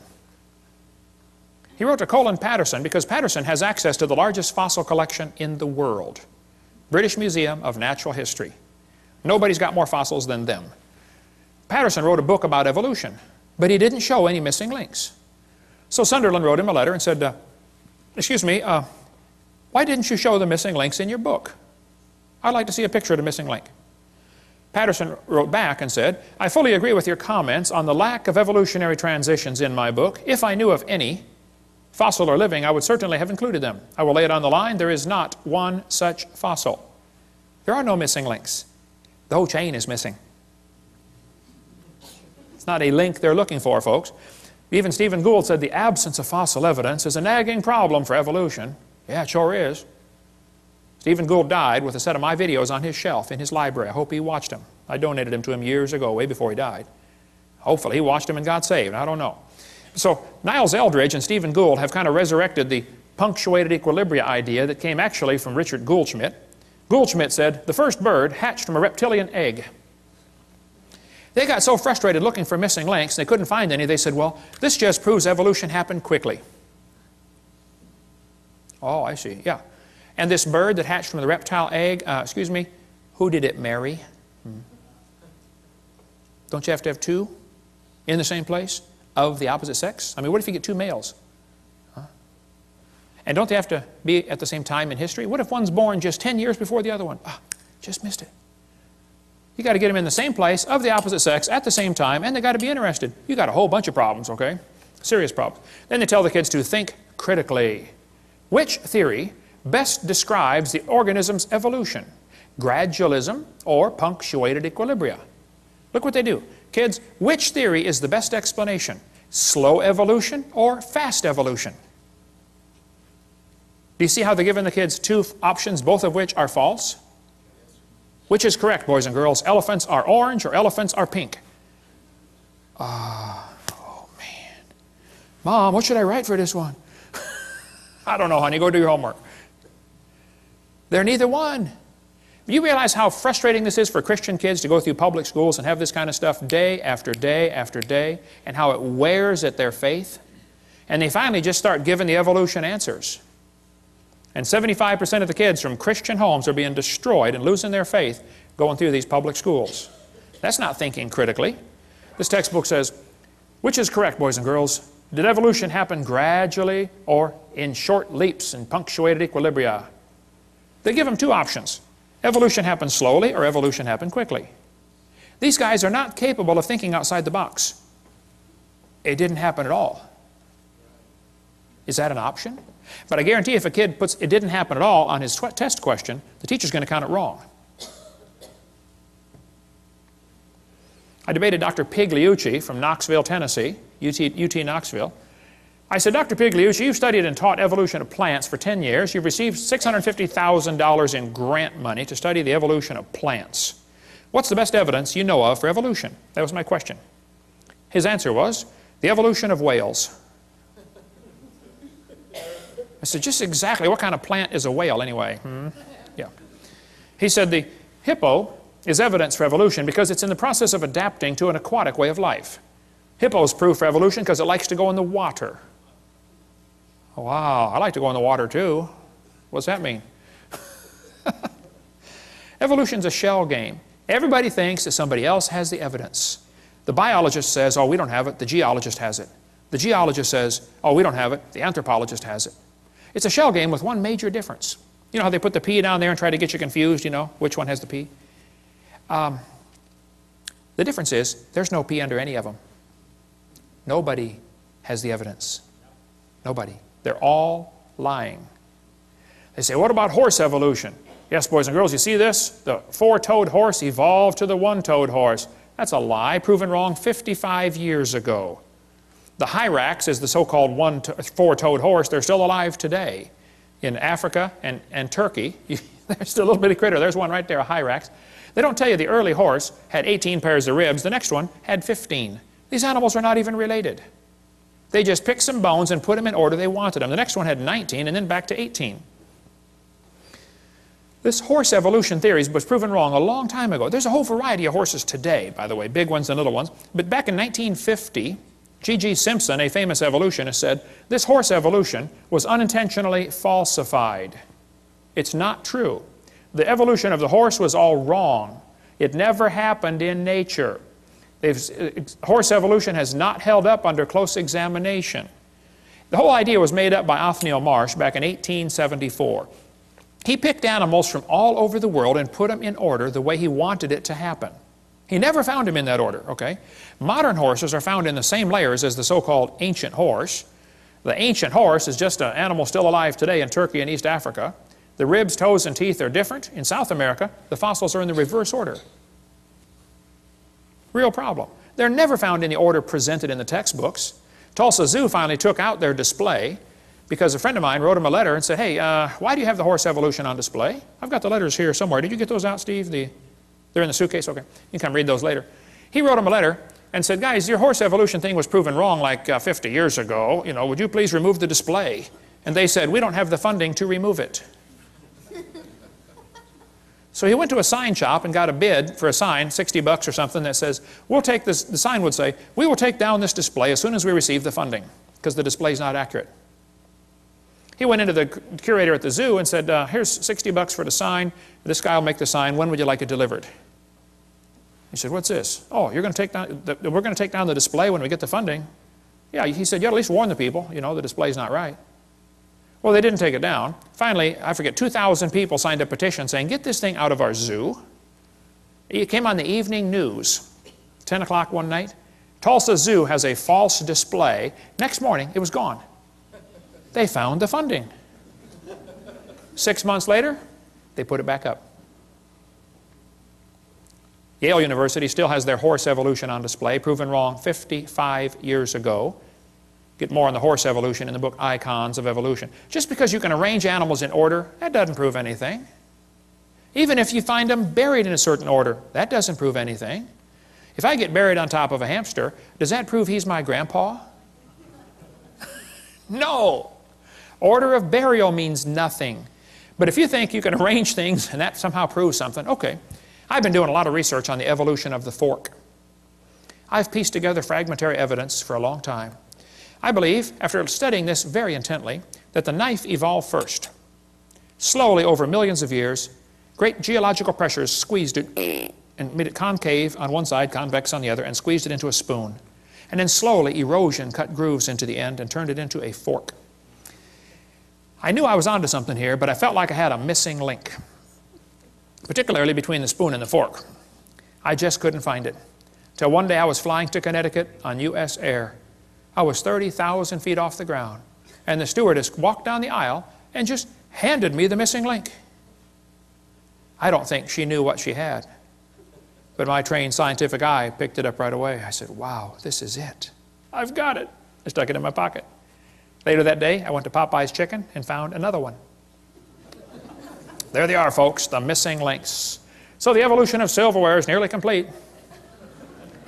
Of course, we got a few mutants along the way. Didn't quite survive for some reason, you know. And of course, people found out I was doing research on this. They all wanted to be famous, you know, so they tried to get in on the glory. They sent me their research. This one was an obvious fork head on a spoon handle. I mean, look, it didn't get by me. I caught it right away, you know. They don't get stuff. I don't fall for stuff like that. Even the races, of course, evolved over along the ways. But look, if you want to arrange things, you can turn a cat to a cot to a dot to a dog by changing one letter at a time. You can play with this for a while, turn yourself into a fool when you're done. They say dinosaurs turned to birds. There are very few ideas as dumb as this one. The Bible says God made the birds on day 5. He made the reptiles on day 6. Evolution says reptiles came first and then the birds. You know, everything about evolution is backwards to the Bible. Everything. But this article says, dinosaurs alive as birds, scientist says. Ooh, wow, scientist says. Well, that proves it right there. Just like it gives some kind of authority. Wow, scientist says. This is absurd. Everything about the bird evolution is baloney. Okay? Archaeoraptor was listed in 1999 as the missing link. Yes, boys and girls, breaking news, National Geographic, we found the missing link. They had a whole big article about the missing link has been discovered. Then a couple months later, oops, it was proven wrong. You know, everything about these feathered dinosaurs has been proven baloney. But guess what? They're still teaching it. Here's a whole book, The Feathered Dinosaurs of China. Well, you just got this recently? Why would they still be teaching something that's been proven wrong for 5 years? All this feathered dinosaur stuff is baloney. It's all baloney. We covered more on that in one of the debates I did. I forget which one, but they say birds are descendants of dinosaurs. Well, kids, in case you don't know, there are a few differences between a dinosaur and a bird. Okay, you don't just put a few feathers on them and say, come on, man, give it a try. It won't hurt too bad. It's just not that easy.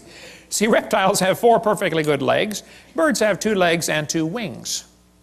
So if his front legs are going to change to wings, somewhere along the line they're going to be half leg and half wing. Which means on that particular day he can't run anymore and he still can't fly yet, so he's got a real problem. Serious problem. They say Archaeopteryx is proof for evolution. You got one here on the table, brother? Archaeopteryx. Whenever you buy a bag of dinosaurs, they almost always stick one of these in there. Archaeopteryx. Wow. And this somehow gets an impression to the kids.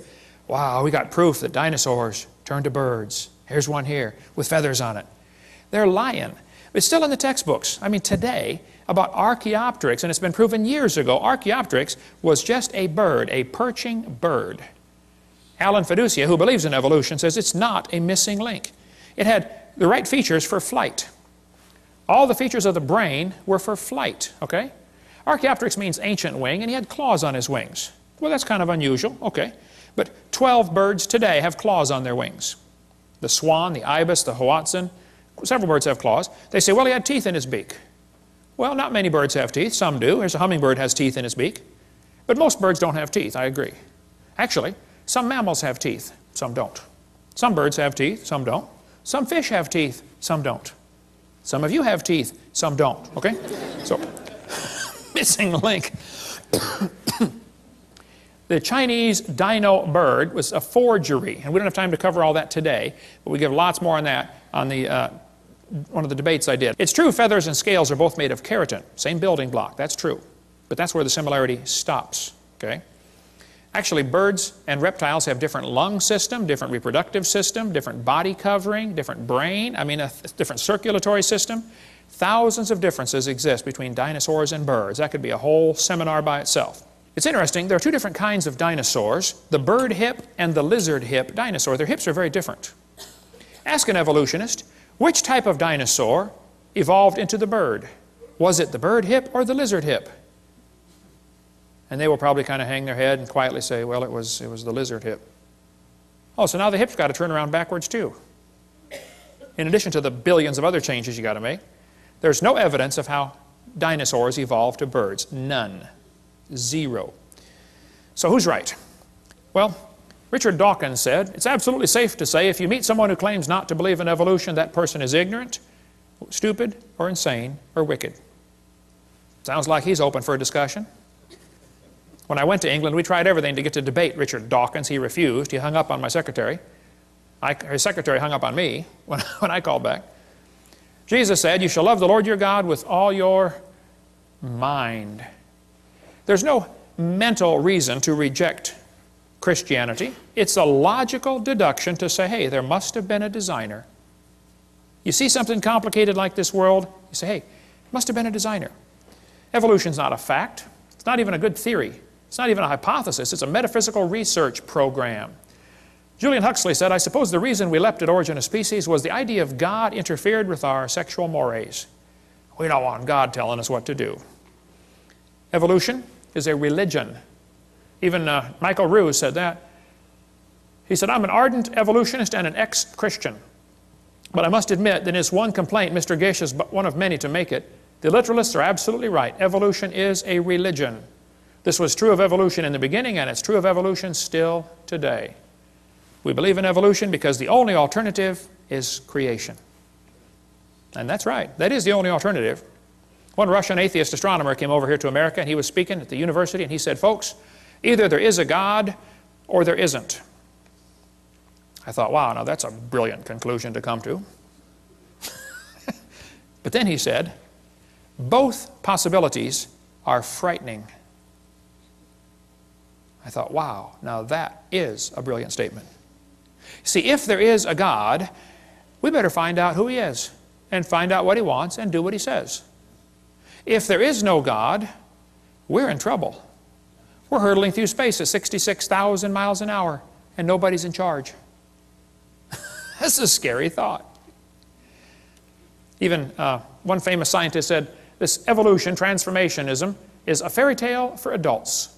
The theory has helped nothing in the progress of science. It is useless. Even if evolution theory is true, it's useless. It's of no value to science whatsoever. Evolution is a kind of dogma which its own priests no longer believe, but which they uphold for the people. Even most scientists don't believe in this, but they're afraid of losing their job or their research grant money, or they're afraid of peer pressure. No different than a fifth grader afraid what the other fifth graders think of them. We got college professors out there teaching these lies that I've covered just because they have to, because that's their job. Muggeridge said, I'm convinced the theory of evolution will be one of the great jokes in the history books of the future. Satan is a liar. And everything about this theory is based on lies. Even Thomason said, these people who go about teaching evolution are great con men. The story they are telling may be the greatest hoax ever. We do not have one iota of fact to support this evolution theory. So Fred Hoyle, the famous astronomer, said, well, life is so complicated, it could not have evolved on Earth, so it must have come from outer space. Well, duh. All that does is postpone the problem. How did it happen out there? This guy says, evolution is a light which illuminates all facts. All lines of thought must follow. This is what evolution is. Well, Pierre de Chardin, the Catholic priest that got most of the Catholics to believe in evolution, including the Pope, who's 3 times now said, we believe in evolution. Pierre de Chardin is one of the guys responsible for the great Piltdown hoax. He's a liar. Absolute bald-faced liar. God's Word is a light. Okay? Not evolution is a light. But if a kid goes 12 or 15 years to school in your school system, how's he going to view the world? Probably like an evolutionist. Why would they teach these lies? Well, some people think that if everybody believes in evolution, that will make it true. It doesn't matter if everybody believed in it. That wouldn't make it true yet, okay? Some people teach the lie to keep the paycheck coming in. Kids, there are teachers that don't believe in evolution, but they keep teaching it anyway because they like their paycheck every Friday. And they will lie to you to keep their paycheck coming in. Some understand the bigger picture, how evolution is the foundation for the New World Order. We cover more on that on Seminar Part 5. Evolution is the foundation for Marxism, Nazism, communism, socialism. That's why when I do debates, I always call it creation versus evolutionism. It drives them nuts, you know, because they're used to saying, oh, it's evolution versus creationism. They always put the ism on creation. So when I flash up my sign at the beginning, it says, creation versus evolutionism debate. They always sit there with that puzzled look on their face. They're trying to read it thinking, you know, something doesn't look right about that, but I don't know what it is. Just get the little jab in there, you know. Why do people believe in evolution? Well, you might want to get this book, The Case Against Darwin. Excellent, short book, quick read for your intellectual friends that want to get the quick picture. Some people, that's all they've ever been taught. When I spoke in Russia, I was over there at the university. There were 30 professors came in to hear me speak. And after about an hour, one of the professors was crying. And I asked the interpreter, I said, what's he crying about? And she said, he's never heard the creation story. He didn't know there was one. All he's ever heard is evolution. He wants you to keep going. I went for another hour. I spoke at a public school over there in Russia. The room would seat 400 kids. They had 700 high schoolers come in there and listen to me for 2 hours. I mean, you could have heard a pin drop the whole time. I couldn't believe it. When I asked the principal before I started, I said, hey, are there any things I shouldn't say to these kids? I know this is a public school. It's kind of sensitive. He said, what do you mean? I said, well, I'm a Christian. Is it okay to tell them, you know, mention the Bible? He said, oh, yeah. Tell them anything you want. I said, well, would it be okay if I told them, you know, how to go to heaven? He said, sure, sure, please do. These kids would love to hear about Christianity. They've never heard any of this. Wow. Door you can drive a truck through, brother. But they use the same lies in Russian textbooks. Here's a Russian textbook talking about the forelimb, proving evolution, the different geologic column strata, all the stuff we covered earlier. So why do they believe this stuff? Well, some believe it because that's all they've been taught. Some, their job depends on it. Some, they hope there's no God to answer to. They did not like to retain God in their knowledge, the Bible says. They just don't like this idea. And it says, God will send them strong delusion. The more I think about this, that is so true. Anybody that believes they came from a rock 4.6 billion years ago has to be strongly deluded. Think about it. Oh, there's so much we could cover on this. Some people simply have too much pride to admit they have been wrong all their life. So, kids are being taught evolution. There's no question about it. Kids are being lied to in these textbooks. There's no question about it. What do we do about it? Well, we cover that in great detail on our public school presentation on the Green series of tapes. Get the public school presentation. We'll tell you step by step what to do, how to get these lies out of your textbook, how you can get on the school textbook selection committee, how you can get your kid exempt from class. Parents, if your kids are in a public school, you should send a little note to the teacher saying, I don't want my child taught evolution. It's against my religious convictions. Sign it, notarize it if you'd like, give it to the teacher and to the principal. Then if they continue giving you a hard time, you say, oh, now, excuse me, do you discriminate against people because of their religious convictions? Watch their eyes light up on that one.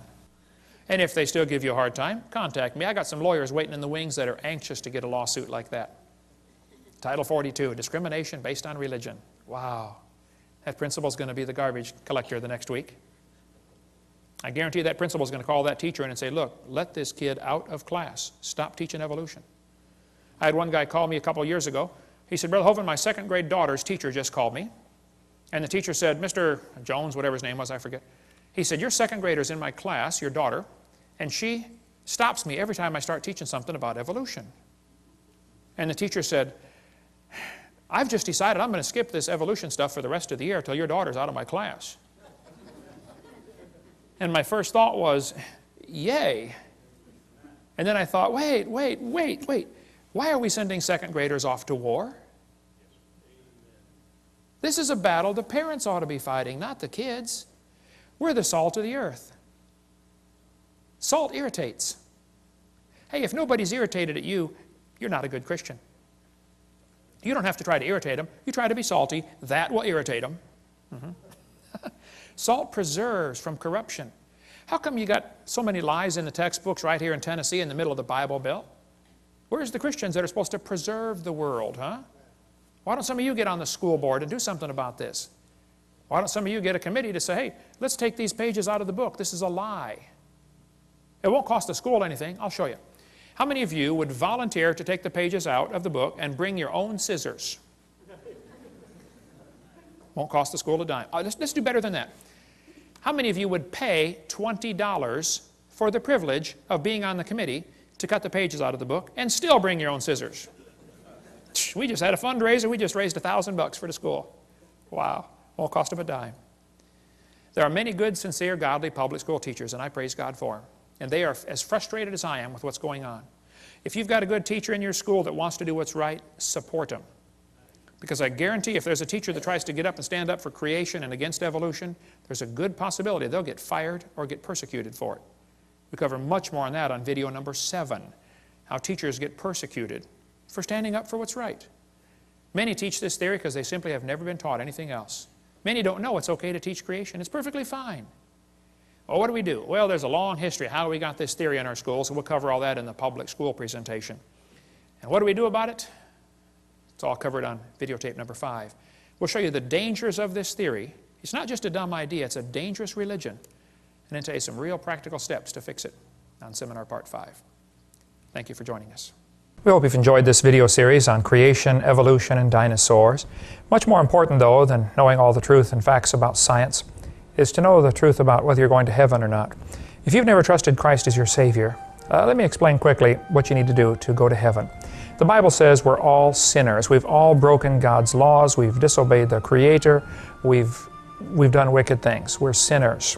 Some are worse than others, at least in man's eyes, but we've all broken God's laws. And the Bible says you have to repent. The word repent means to turn. It actually means two things, to turn from your sin and to turn to God. God's looking for a change in your attitude where you say, Lord, I don't want to do wrong anymore. I'm sorry, I've offended you. I want to do right. And you turn from sin and you turn to God and say, God, would you please forgive me? Would you save me? The Bible says in Romans chapter 3, verse 23, that all have sinned and come short of the glory of God. You need to admit you're a sinner. Number 2, the Bible says in Romans 6:23, the wages of sin is death. We deserve to die and go to hell because of our sin. But Jesus died for you. He loves you. He wants you to come to heaven. And anybody that will ask Him for the free salvation, God will give you the gift of eternal life. It says in Romans 6:23. It's a free gift. And it says in Romans chapter 10 and verse 13, whosoever shall call upon the name of the Lord shall be saved. If you would just call and say, Lord, I'm a sinner, would you please forgive me? And ask Him. He will give you that free gift of eternal life. Why don't you just pray with me right now and you could receive Christ as your Savior. There's no magic words. God's looking at your heart. But if you could say this and mean it, God would forgive you. Just say, Dear Lord Jesus, I know that I'm a sinner. I've broken your laws. I'm sorry. Please forgive me. Please apply your blood to my account and forgive my sins and take me to heaven. In Jesus' name, amen. The Bible says if you call upon the Lord, you shall be saved. So if you've asked the Lord to save you, He promised He'd save you. Now your job is to grow. Read your Bible, pray, get involved in a good Bible-believing church, and begin to grow to be a good Christian. Thank you so much. Call or write if we can be any help at all. We'd be glad to help.